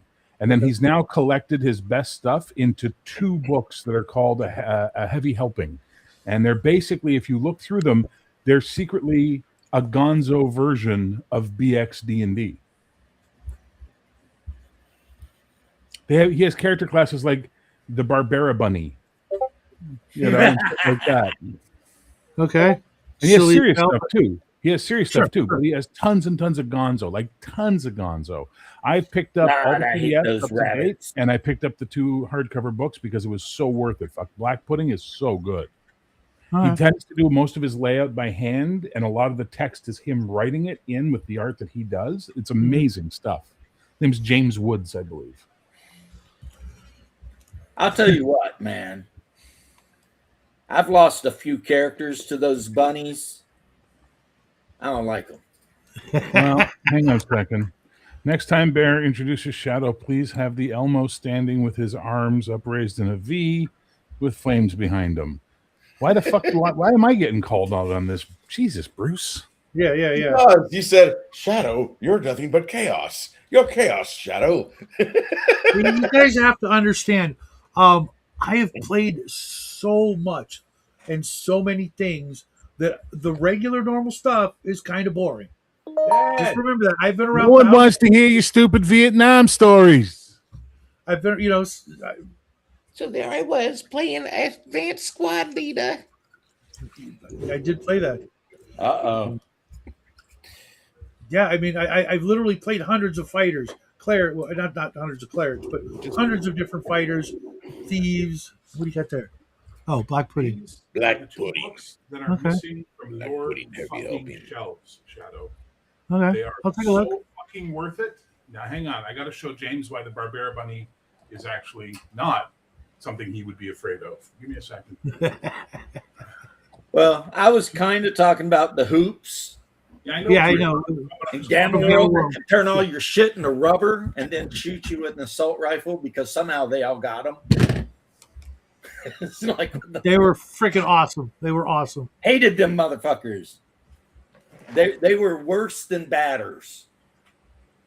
At least batters dealt Here. with you with melee weapons. You can but literally play a all character of them- class called Iggy. Iggy. Oh, okay. Right, I saw the picture too. Iggy Hop. That would be funny. Iggy Pop. Well, yeah, but since he's a rabbit, he'd be. They're Iggy not Pop. all Jesus H. Christ, James. Can you learn to hear the whole conversation? It's one fucking class. It's not the whole game. I'm just saying I would make a rabbit and call it Iggy Hop. I'm just saying you're a crazy person. Well, unfortunately, there are people who That's agree crazy. with you on that. What? We just hacked up our girlfriend with a chainsaw. Does that sound fine to you? He puts character sheets, handmade character sheets in every one, like multiples of them. It's really cool. You would love this. This is so up your fucking alley, Shadow. Here we go, James. It's like super history. Just look up. You and Bear would be the only people who even know exists. You know what that reminds me of, Bear? Bear, do you remember Human Occupied Landfill? Oh god, I never played Hole. Hole is stupid. Leave me alone. it was not a playable game. No, it was not. It was a game that your game store sold and nobody ran it. Bro, there's a character class called Chainmail Chick. Hell yeah. You would love this game, Shadow. This I've is never like heard of it. this is so Shadow. It's not a game. It's just articles for BX, but he collects and you can make a game out of it called Black Pudding. Check it out. I already Well, wrote it I'm down. not I'm going to check it out in sure. just a second. I'll be right I'm not sure it's underground enough for Shadow. Yeah. He never heard of it, so clearly it was. Right. Yeah. Probably mainstream, like that album yeah. Bleach by Nirvana. And it's so fucking gonzo. Polly wants a cracker. I think I should get off her first. She says she needs the bathroom. Yeah. Daryl, I agree with you. The majority of the modern games, especially for fucking anything WotC, is agility and perception. There's no more, you walk into this room and here's what you see from your perspective. Let me explain. Nope. The fucking little fucking mobsters, they wander in, the munchkins, are like, What do I see? I rolled a 37 on my perception check. and you're like, shut your fucking whore mouth. Here's what you see from your current point in this room. There This are no bit. perception checks in my games. I only use perception whenever there's a fucking thief going around using stealth. I See, don't like. I don't call that perception. I call that find secret door or find traps. No, I like. A lot of times I roll for them. I like the ability for the thief and the spotter to have a dick measuring contest. Well, in my game, it's the assassin and the scout. Daryl, let me tell you all about a game called Valorous. Valorous. Have you heard about his new game, Valorous? It's the game where you can be the good paladin you've always wanted to be. I honestly, I swear to God, Bear. Oh, I figured out what I'm going to call the eventual supplement for people who just can't get over being edgelords and want to be edgelords in the world. So What do you this want is to the call name it? of the heroic version, right? Valorous. What sounds with an us at the end that's going to describe them? Cowardice? Infamous? Heinous. Heinous. Heinous. Heinous. Yeah, that's good. Heinous. Because you and anus, you might as well play heinous. My God. So the other day, the wife was listening to some divorce thing Uh-oh. about how a woman cheated on her husband and he caught her and had her dead to rights, and she's basically effed, you know, but she don't want to get divorced. And like literally, I kid you not, in this freaking AI story or whatever, she's offering to do like all the freaky shit anytime he wants without question, blah, blah, blah. In the end, he boots her ass to the curb, which he should have. But I'm just sitting here like, God damn. You know? There's a new Tyler Perry movie out on Netflix. Temptation. Have you heard of it? Nope. Don't give Attractive a fuck young about black Tyler couple. Perry. Attractive young black couple. The wife is getting a job at a pharmacy. Her husband is going through medical school. And he's kind of gone a lot. He's doing medical school stuff. And the wife, you know, she kind of starts doing a few extra hours here and there at the pharmacy. And the pharmacist, the lead guy, is kind of this in shape 45, 50-year-old dude. And he takes a shine to her. And they start having a little affair. Then her husband finds out. That show doesn't sound realistic the second you said black guy going to medical school. Oh I know. my God. Just like a black guy having a father, right? Oh, for fuck's sake, guys. That's why I date black girls. No, come on. That's too far, guys. That's way not too far. That's funny. So It's not anyway, funny. It's not at all funny. the pharmacist. It's funny. I bet you if I had a black guy on the panel, he'd laugh his ass off. Or you might go, you're fucking hillbilly cracker redneck. You never know. It could go either way. Oh the my pharmacist God, I'm so never offended. fucking- Someone called me a cracker and a redneck. It's not the point, Yeah, James, and you know damn well it's not the point. You're just being facetious because you want to be spicy right now. Yeah. Bruce is on, he's going to be spicy. So they're fucking blame the Shadow. pharmacist and this pretty cute wife, and the husband, of course, finds out, and he and her have a few moments of honest discussion, and then she goes to the hospital and gets some blood work done, and come to find out she's got AIDS. Oh shit. She gets AIDS from the pharmacist, and in true Tyler Perry fashion, at the end of this show, the end of this movie, she's walking into the pharmacy to get her AIDS drugs, and the pharmacist in charge, the guy that owns this shop, is her ex-husband. It is absolutely joyful to watch. As a guy that's been cheated on numerous times, I just got to say, if you've ever had a girl be unfaithful, watch that movie. It's great. I don't feel like that's joyful at all. Yeah, that just feels like horrible. I mean, Hey, Bear, What? I just found a copy of one of those two books, the one with the barbarian chick on the cover. Yeah. $20. It's on its way. Where'd you find it? eBay. What's the other one though? They're both called Black Pudding, Black Heavy Pudding. Helping, Uh-huh. Volume 1 and Volume 2. And you can get them Okay. print on demand from drive-thru. Yeah, drive-through won't take my money. Well, then you can suck a bag of dicks and call it noodles. I don't know what to tell you anymore. I'll You know just what keep I- looking. I'll just keep looking. Don't worry. Here's what I'm waiting on right now. We're going to have a new year happen, and James is going to have a new season of his favorite game. I'm willing to put down a 12% chance that James will finally read Valorous, and all of a sudden he's going to start going Valorous, Valorous, Valorous, Valorous, Valorous. I did read Valorous, and it is the only game I've ever read that made me consider that Face Rip what an absolute shit. And it actually made me go back and look at my Gamma World 3rd edition again and be like, maybe Face Rip isn't shit. Maybe, so Bear did open my mind that way. But no, I'm probably not, just because.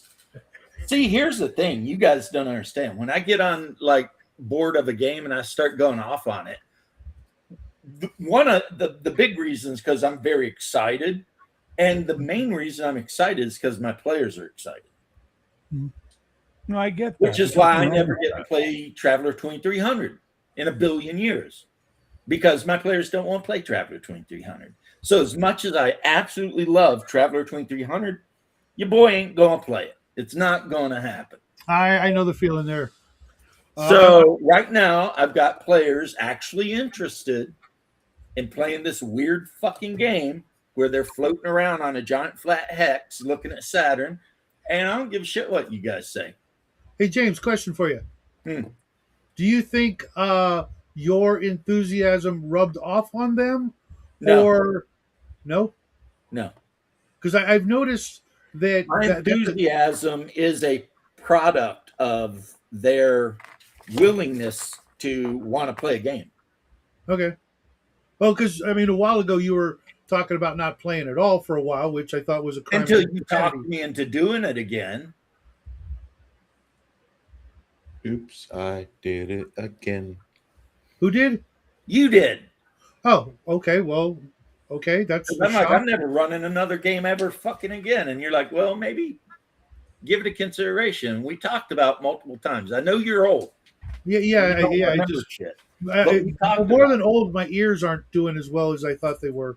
And then I went out and I said, I'm going to find a game that uses rules that I like, but the setting is so fucking different than anything else I've ever ran that me and my players are going to be constantly like, damn, that's weird, right? And guess what game I found? The one I owned for 4 years anyway. I feel your pain though, James.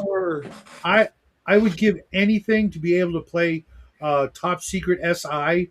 You know, even if it was only for like 6 months. I love that freaking game. You know, there's nothing stopping you from running Top Secret SI because you only need Jackie to play. Daryl, go to Amazon. Valorous is on Amazon. Daryl, are you in Canada or the U.S.? Yes, Haas. I need a hug. These guys, not these guys. Shadow is just like dancing on my last damn nerve. Oh, crying out loud, James. Come on. I mean that with love. But it's like he's so contrary about everything. And then it's like all the things he's contrary about are shit he likes. And I said, I'm asking questions so I can learn and get information for a look into your players' excitement and what it is about it that you find it's weird.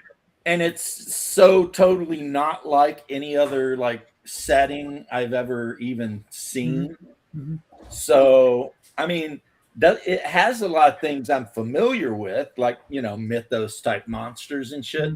But the way it's done is so weird. I mean, you know, cats jumping from roofs of a city to the moon, or eating people if they kill a cat. Hungar. How you doing, brother? I can't leave him alone.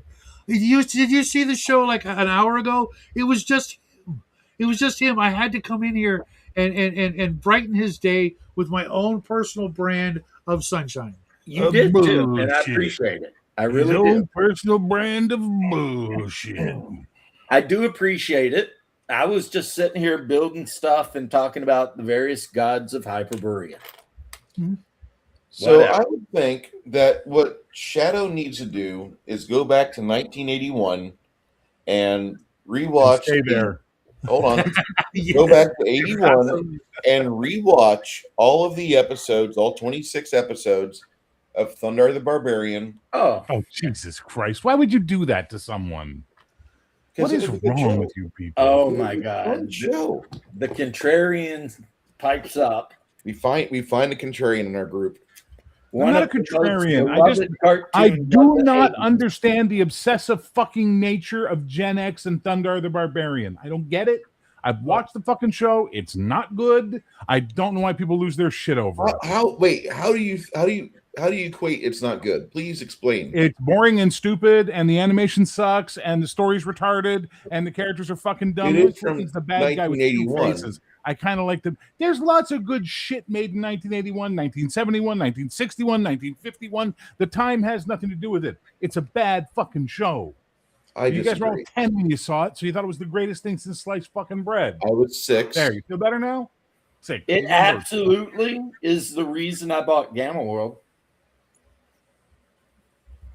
I was, I think, 14, and I'd already picked up Gamma World and was loving it. And for me, I really can't argue with Bear's comments about it. What I liked was, believe it or not, was the backgrounds and the Jack Kirby influence on the aesthetics. Yes. The story, admittedly, Thundar is kind of a one-dimensional schlock. Ulak is, a really piss poor ripoff of Chewbacca. I liked Ariel. I liked her. She was kind of a cool character. But I like psychics and I like magic users. Throwing the two together inspired one of my greatest characters ever.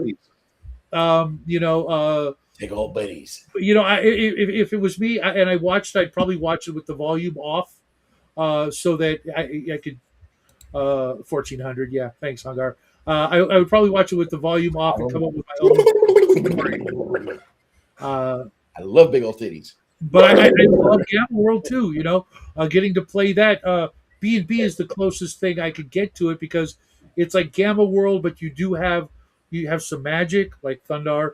You have some weird crap in it and a lot. What is he more. talking about? Does anybody know what the fuck Shadow's talking about right now? I was thinking of big old titties. I'm sorry.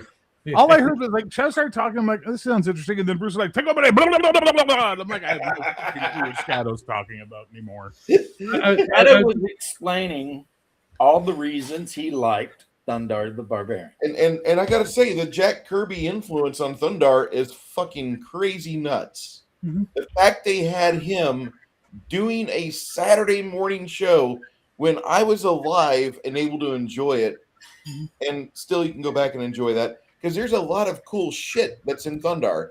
Does it all tie into a cohesive whole? Never. It's episodic, but it is. Did anybody here They ever canceled Thundar the Barbarian, even though it had very positive ratings, to put on a Laverne and Shirley in the Army cartoon, Yeah, I remember that. which completely failed. But then another studio bought the rights to play the Thundar stuff on their channel. Like the whole Thundar the Barbarian history is really weird.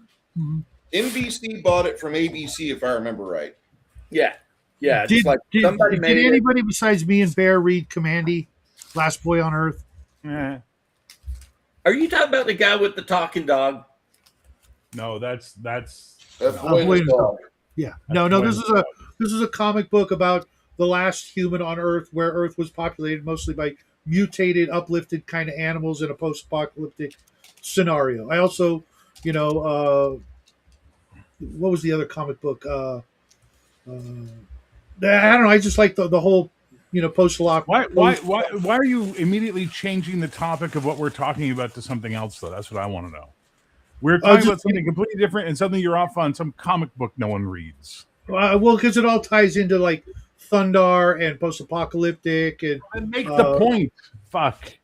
See, the thing I It's the remember, foreplay. I used the dog to find women so he could like bang them. That's That is.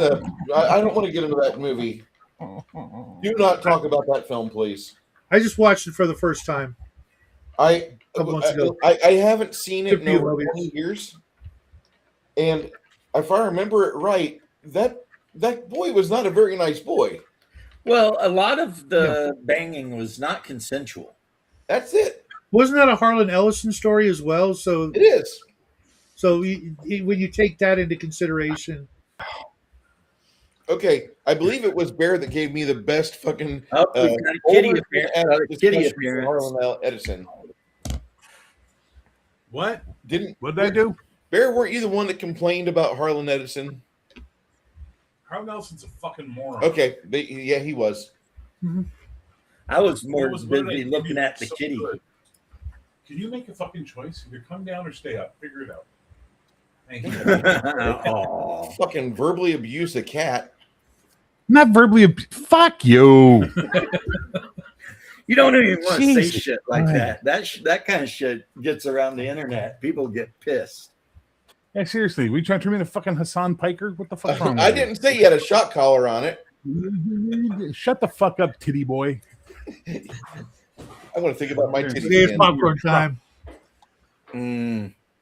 So yeah, Harlan. It is a When I said I Harlan was gonna Edison movie. staple a picture of Claire Forlani's face too. I believe you were, so don't push me today. I loved Jonah Hex as well, Daryl. I just didn't. When I watched fucking A Boy and His Dog, I thought the first time I was like, that was interesting. I don't know if I would have gone about it like that, but then again, you have the Stephen or Thomas R. Covenant series of the guy that's a leper in our world, and he goes to a fantasy world. Ill Earth War. Yeah, I thought I was the only person who ever read that. Thomas Covenant. I called you Thomas Covenant 2 weeks ago, Shaq. Yeah. I know. And like the first thing he does, he finds some chick with nice hips and he rapes her. It's like, wow, Well, he didn't think she was real.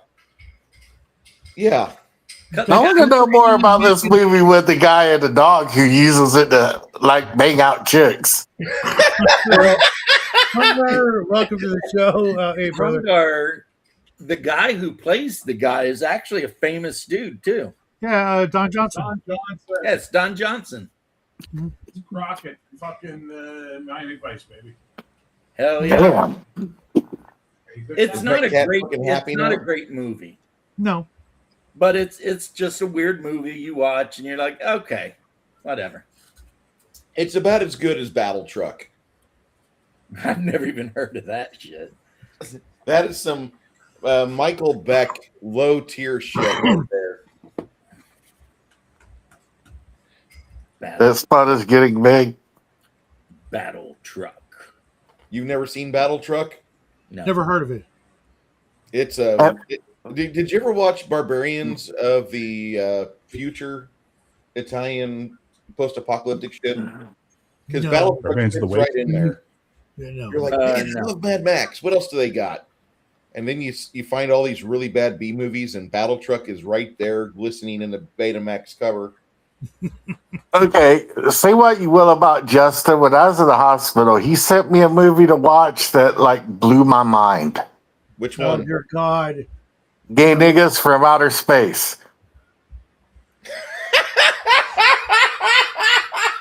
I knew it. 1992. That's an actual movie for real. 1992. I remember that film. Now, why somebody would send that to someone else? Because they're on a list and they want company. James, whenever you go to the hospital, if you ever have an extended stay, James, I will send you the Fred Williamson playlist, and you will enjoy it, but you will not be able to speak about it. Here's the thing. Again, I worked with Fred Williamson. Now, Bruce did? wants company as well. I love Fred Williamson. He's an amazing I worked guy. with him. He's a fucking chowhead, man. The Chow Head. The guy's like absolutely huffing his own farts. Hate to break the news to you. Oh, well, okay. I already know what I would watch on my extended stay in the hospital because it's one of the few movies downloaded on my laptop, and that's The Last Unicorn. Nice. Yeah. I would watch Chris- that a lot. And then Christopher Lee said that. Hungar, back off the mic, brother. I'm sorry, I'm on my phone. Christopher Lee said that if they ever made a live action of The Last Unicorn, he would come back from the dead just so he could star in it. I believe My favorite part of that whole thing was, "Hey, Hungar, back off the mic. Sorry, I'm on my phone." Anyway, keep yelling directly into my phone now. I'm barely speaking, you dick. speakers there, Bear. Jesus. I You feel guys like don't hear that? That's fucking loud. have we Hello. all like have our Turn down the menstruation microphone for cycles everybody all else. synced? I think they have. No, This is it's great. And we're all fucking- okay, menstruating you know what at it the is? same Here's what it time. is. Here's what it is. I want to watch this You stream and later Bruce tonight. are the trolls of the highest fucking order. And once you smell a little bit of blood with your trolling, you don't let up. And then eventually it gets annoying. And then if you're like me who has a fucking headache today, you just go, "Fuck, shut up, you fucking bitch." And then that's just fuel for your fire at that point in time. Now you're off to the fucking races. Listen to him giggling like a child. I have not freaking trolled you at all today. And no, I'm not back in the hospital, Mobius. I've actually not been in the hospital for a while. And by I a will while, let that one go, James. You won that round. now the Let king Bubba of the play. trolls on this panel today is definitely Shadow. I take Shadow? that Has as praise, been Bear. trolling me Thank you. so hard for like the last week and a half. That's fair. You need to leave my brother alone. He is And very I sensitive. just didn't even know how to handle it. You know, I mean, I'm just like, I swear the reason I'm laughing is because I swear to God, it's unintentional. yeah, you know, that's what. Let me do my Shadow impersonation. Shadow being serious. I've never heard of that. I don't know what the hell you're talking about. That's life. Shadow trolling you. I don't know what you're talking about. I've never heard about that. Like he doesn't. You don't change your inflection remotely when you're trolling Shadow. James does. You can tell when James is trolling. He gets his little evil glint in his eye, and he's all like, Well, Bruce cackles like a Saturday morning fucking sidekick to the evil villain. So you know Bruce is up to some shit. You know, like But that you dog. just deadpan it. because Shadow's been a law. Riding in the car with the one bad guy during the races. Muttley. Yeah, he's Snidely Whiplash's sidekick. Yeah. What the fuck is Muttley. the name of that Muttley. dog? His name was Muttley. Muttley. Exactly. You're Muttley. Because Shadow's been alive so long that all of his emotions and inflections has blended into one, and it's all just being a dick. Wow. No, I don't think so. I just Is this because I haven't called you in a while, Hungar? Maybe. I'll remedy that. I How did promise. Shadow get Hungar's phone number and I don't? You want my phone number? I'll send it to you on Discord, Bruce. Yeah, drop it on Discord for me, man. Speaking of which, it's a good thing. I've made it a point to try to collect, phone numbers and addresses and social security numbers of all my friends. I caught that. Oh, he's not dead. He's still alive. He's just living with me now. Just go ahead and send that disability payment this way. Yeah, right. The freezer, he's got a full freezer just full of bodies. He's got my fucking head on a shelf like Leonard Nimoy in Futurama. And it's still cackling like a hyena. Give me my fish food, Bear, you motherfucker. Shadow, I have to tell you this. Drilling a hole in someone's skull and putting acid in does not work to turn them into like a lobotomized zombie. It's been Are tried. you, Yeah, are you literally comparing him to Jeffrey Dahmer now? Yes. Wow. I've heard worse. That's. Whew. That did happen though.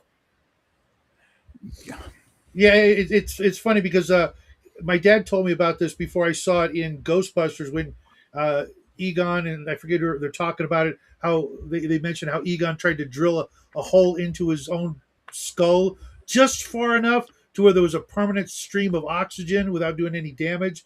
So were that to happen, you would live the remainder of your life constantly high as a fucking kite.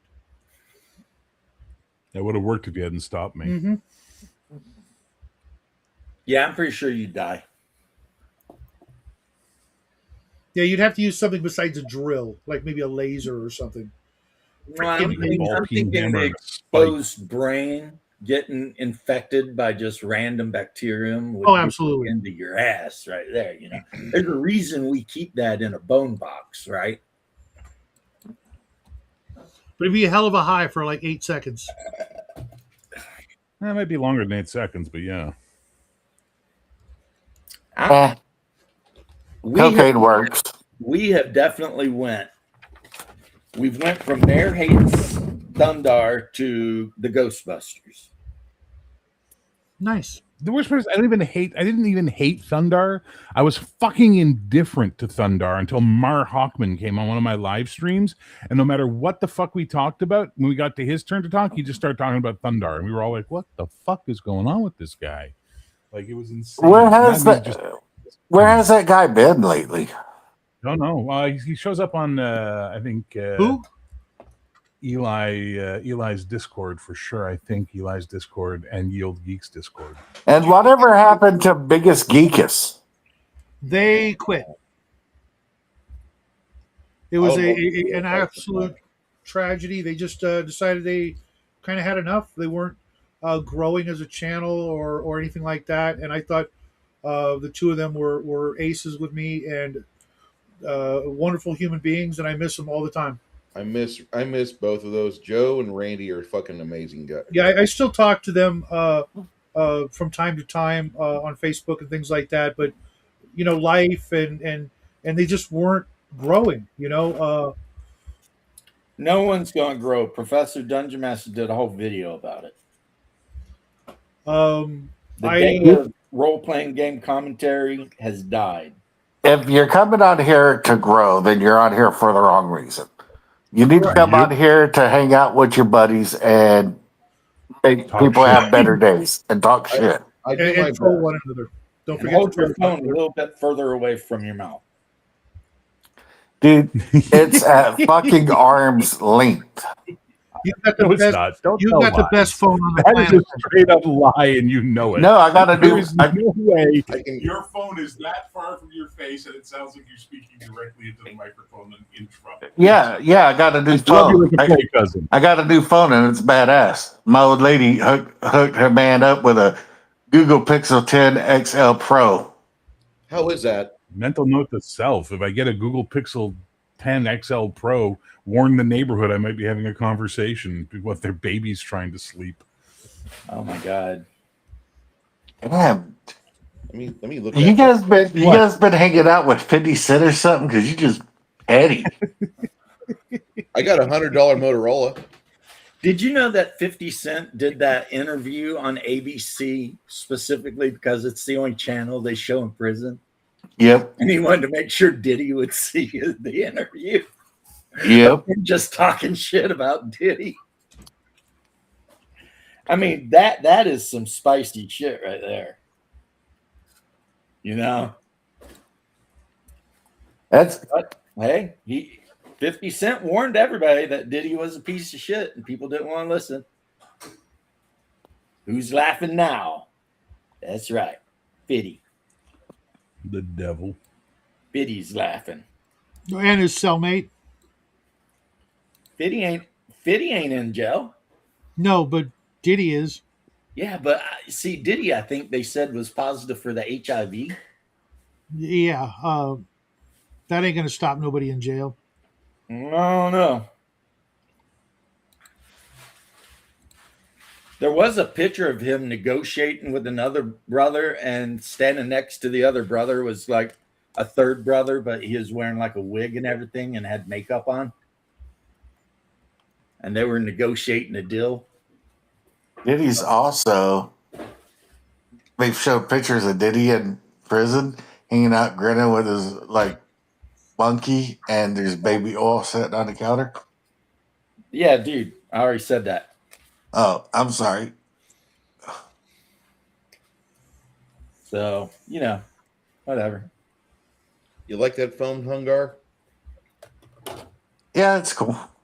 All right, See, now you're good. You're not bad. you're great now. Yeah, they sound fine. I went in and changed the settings on Restream. Thank you. Oh, your restream was jacked up. That makes sense. Yeah. Okay, my wife is in there cooking something. Yeah, I need to decide what I'm going to eat for dinner tonight. Probably just a hot dog. Oh, we got those hot dogs from Sam's the other day. Oh, Oh, those those are the are so best hot good. dogs. Yeah, Those are freaking good. they're like the best hot dogs. You want to hear a funny story real quick? I'll make it as quick as possible. We You, were we went you to, shoved a hot dog up your butt? no, goddamn no. We'd gone to Sam's Club and we were leaving, and there was this bag, a Sam's Club bag, on the ground, in the the parking lot, and we walk up to it, rolling our cart, and I look in it, and like, there's shit in there. I pick it up, and there was a package of those hot dogs and like some steaks and something else. Someone had apparently dropped the bag from their bottom shelf of the cart or something, and we grabbed them and like, okay, we'll check them at home and see, make sure they're safe and all that, because they were still cold. And we served up the hot dogs for like one of Jackie's birthday parties or something, and the whole family knew where we had found them, but nobody else did. And we kept, saying, yeah, we found these. Everybody's like, oh, these are really good. These are really good. We found these at Sam's Club, and the whole family's just like giggling. Yeah, we found them in the street, and good times. Oh my God. Hey, at the start when you said you want to hear a funny story, I would amend that in future tellings. If you want to hear a weird story. Oh my God, that was Where we amazing. ate Could you tell it again, Shadow? Yeah, I will. Cool I will story, at bro. at the end of the show, give people some time to stop laughing. Good soup. Hungar, Yeah. It's funny for us. Barbarian. Get it. I have a Arc server. Nice. Well, you're invited on. Cool. I will download it on my computer. It's got a password, but I think you'll be able to figure it out. Because Hungar is I'll tell the it. best ever. You left out the cool part where 6 kids went to the hospital and died. Hey, now it's Doc's turn to blow our eardrums out. Hey, what's up, Doc? No, he left out the part where like Damn it, boy! I'm streaming. group of kids, they were waiting for those hot dogs for their birthday party, and then the hot dogs never showed up. You know what you ought to do They is were take really kids to sad. Costco. And they were like a poor Mexican family on top of it all. So they were just like, ay, ay, ay. Their parents saved up all their pennies just so they could afford a Sam's Club membership. Grandpa was selling oranges night and day so they could get that Sam Club's hot dogs for little Juanito's birthday. But no, Shadow and his fucking family. It was for Juanita's quinceañera. We did share. Let me tell you the tale of how I destroyed a Mexican child's birthday. See, now that we put a backstory to it, it's a much better and funnier story, Shadwell. But I don't know it to be true. But then again, I'm moving to Texas, so why let the truth get in the way of a good story, right? Yeah, you've been saying that for 3 years. When are you moving to fucking Texas, Shadow? As soon as possible, man. As soon as possible. Okay, when is possible? Could I now be don't know. possible? I don't know. How about now? I wish. I mean, What's holding you back? The problem with Shadow moving to Texas is then he sorry, would what? What was that? lose the ability to bitch about California. Oh, trust Wait, me. what's holding you No. back? He can. He just has to move to Austin. Oh yeah, Shut again your whore mouth, Bruce. I'm not moving to Austin. Shadow's like, California. Shadow's gonna be like, man, I moved to Texas because every time I went to a store in California, there's all these people. They're like, hey, can I have some money? Can you feed me? He's like, I got so sick of my wife, I just had to leave. Like, listen, go to the Sam's Club parking lot and look around for bags of hot dogs. Sooner or later. You had some hustle. That's what you'd be doing, Poncho. It's like, yeah, it's like, we need to start living like crackheads. Because crackheads, have you ever heard a crackhead wake up and say, man, I just don't want to get high today? They get out there and hustle. They make that shit happen. And here we are. Like, Snake, that's funny. Yeah, no thanks. No. we don't have to be crackheads. We just have to have their mentality. They're not going to let anything keep them I'm from pretty getting sure high. there's at least two of us on this panel that have that mentality. Not saying who. Dead silent. Hey, finish that anecdote. We might know what the fuck you're talking about, weirdo. What the fuck did you? There's a few of us on this panel who have that. I'm not going to say who. There's at least two of us that have the crackhead mentality. See, Yeah, well, And who might they be, Shadow? I'm very curious. as to who you one of think them is- Shadow, and that's because he is a crackhead. And Well, he does eat parking lot hot dogs. I don't know who the other one is. Sure sign of a crack. if I had to guess who the other one was, it'd be me. Do you eat parking lot hot dogs? No, I do not eat parking lot hot dogs, but I am. And you are addicted not a to crackhead. plastic crack. They did come with a couple of steaks, so they couldn't have been, you know. Oh my god, they had steaks in the box. They It was probably smart. saved up for so long. Oh my god, they were so happy because Abuela finally got her fucking green card, and they were having this big celebration. Like, not only is little Juanito finally a man, Abuela gets to live with us without fear of migrante. This is so good. And then meanwhile, they will steak wrapped hot dogs. Also, And the it was- story will it- be better if this is the day before Christmas. That's It what I was- was- no, I was no, gonna say, they because called it all was the a- hot dogs it was and a steaks. three celebrations at the same time. It was Lil Juanita's quinceañera. It was Jose's birthday, and Abuela got her green card. Dress, her little crucifix. And she, I'm pretty Oh, sure. and as you're pulling out of the parking lot, you see a guy beating his kids, saying, "You lost the food." Shadow, you are a fucking agent of chaos. And all this I think we need to makes call because- Sam's Club police. Okay, this is why I was saying it's Elmo standing in front of the flames with his arms raised in a V. Yeah. Did anyone see the Dune box thing they did with Elmo? No. Where he sticks the scene from the new movie where he's got his hand in the box, where they replace Elmo into it, and he's having all these like Sesame Street hallucinations. It's pretty awesome. Did you guys see the meme I posted that I got from Jackie just a little while ago? The similarities between the Teletubbies and the Fellowship of the Ring. No, I was surprised when I heard about Elmo's political views on Jon Stewart. Hey, John, you know who was responsible for 9/11? It's the Jews.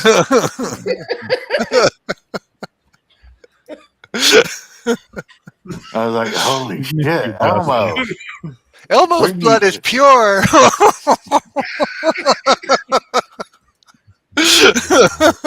You Well, got except for have that you guys guy seen the Side B, memes I yeah, it's posted?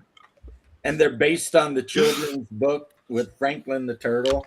And it's like Franklin decides he's had about enough of these immigrants. Yeah. Look at this. And the people who produced Franklin, they went online and said it started off with like one meme, and then the people from Franklin, they went online and posted Franklin is a book about exclusivity and blah blah blah and friendship and love. And you know the internet did what the internet does when they asked them to stop. Yeah. The, So now you've and- got Franklin destroys a narco boat. And Franklin's hanging So that out of was a Huey with a rocket launcher. Franklin joins ICE. Yeah, Franklin died. I mean, We The need internet's- to ASAP. The internet's they going to did the internet. exact wrong thing. And the wrong thing is, obviously, when somebody starts posting stupid memes about anything, don't say anything. Just duck your head and let it pass. It will go away. But if you say something, it's on forever. You will have a Mecha Streisand on your ass. There's Franklin shows where parody is not protected by copyright laws. Yeah. Yeah. I love the And- Franklin memes. Whoever started the Franklin memes, you are a genius. Well, it's Franklin. That's the company that puts out Franklin's fault because it would have stopped with one meme if they hadn't went online and complained about it. Well, yeah, that's what we were saying. But if I had to guess, it was someone from 4chan. I don't know. Because the 4chan guys, they always seem to be the guys that come out with like the new meme. Like Pepe the Frog was only ever popular originally on 4chan. And 4chan is great. The fuck out about Pepe the Frog, and the next thing you know, it become like something that like literally everyone in America knew about. 4chan has proven one thing that is dear to my heart is that Pitbull is a better entertainer than Taylor Swift. Hello, how are you, baby? And the way they did it is Taylor Swift put out a contest online saying that whatever middle school got the most votes, she would do a concert at that middle school. So 4chan being 4chan got on there and put in votes for the Horseman Institute for the Deaf. and made it win. So Taylor Swift decided that no, she's not going to do that, right? So she just donated money. But Pitbull did the thing when he was aligned with Walmart, saying whichever Walmart gets the most votes, I will show up to that Walmart, put a concert on for all the employees, and hang out and do a meet and greet with all the customers. Right? So 4chan being 4chan decided to pick the smallest Walmart in the U.S. in bumfuck Egypt, Alaska. And they, way up in Alaska someplace. And they won. And Pitbull got on the plane and flew his ass out there. And he hung out in Alaska all day with the Walmart employees. Good for him. Good for him. Really went to Alaska and He's a real king. But the Horseman School for the Deaf for Taylor Swift concert, that was just great. Well, you know, it worked out good too, because if she donated money, I mean, so, you know, we got to make fun of Taylor Swift, which is great, but also the deaf kids got some money to help them have better meals and shit. So that's a win-win, really. Yep. Freaking Taylor Swift and Travis Kelce. Now, I don't know what I would give to hear Pitbull yell out Dolly in the middle of a Walmart in Alaska, but it would probably be a lot. I agree, Mobius. It's cold enough here too. Alaska's not as cold as everybody says it is. You know, I lived in Alaska. I lived in North Dakota. I take Alaska any day of the week. I've heard you say. I've been to North Dakota. Let's go to Alaska. Just saying. Exactly. Well, because Alaska at least has like a Gulf Stream type of situation. And North Dakota just sucks. And North Dakota is just flat and full of wind. So it's just like, you know, if you live in like, say, Juneau or Anchorage, yeah, it gets cold. But I guarantee you that like places in Saskatchewan blow it away because they're by the ocean, so it helps. I've never been to the prairies in the winter. I'm sure the prairies suck in the winter because it's, you know. Yeah, and that's North Dakota. Yeah. That's the prairies. I've been there. I have to go with my wife to dinner. All right, later, guys. Later. Happy trails, guys. Later. See you tomorrow. I guess that's it. Bye. See y'all later. I might do something on my channel. Okay, bye. Oh yeah, go watch Bear. And Shadow, you're not off the hook. We'll talk.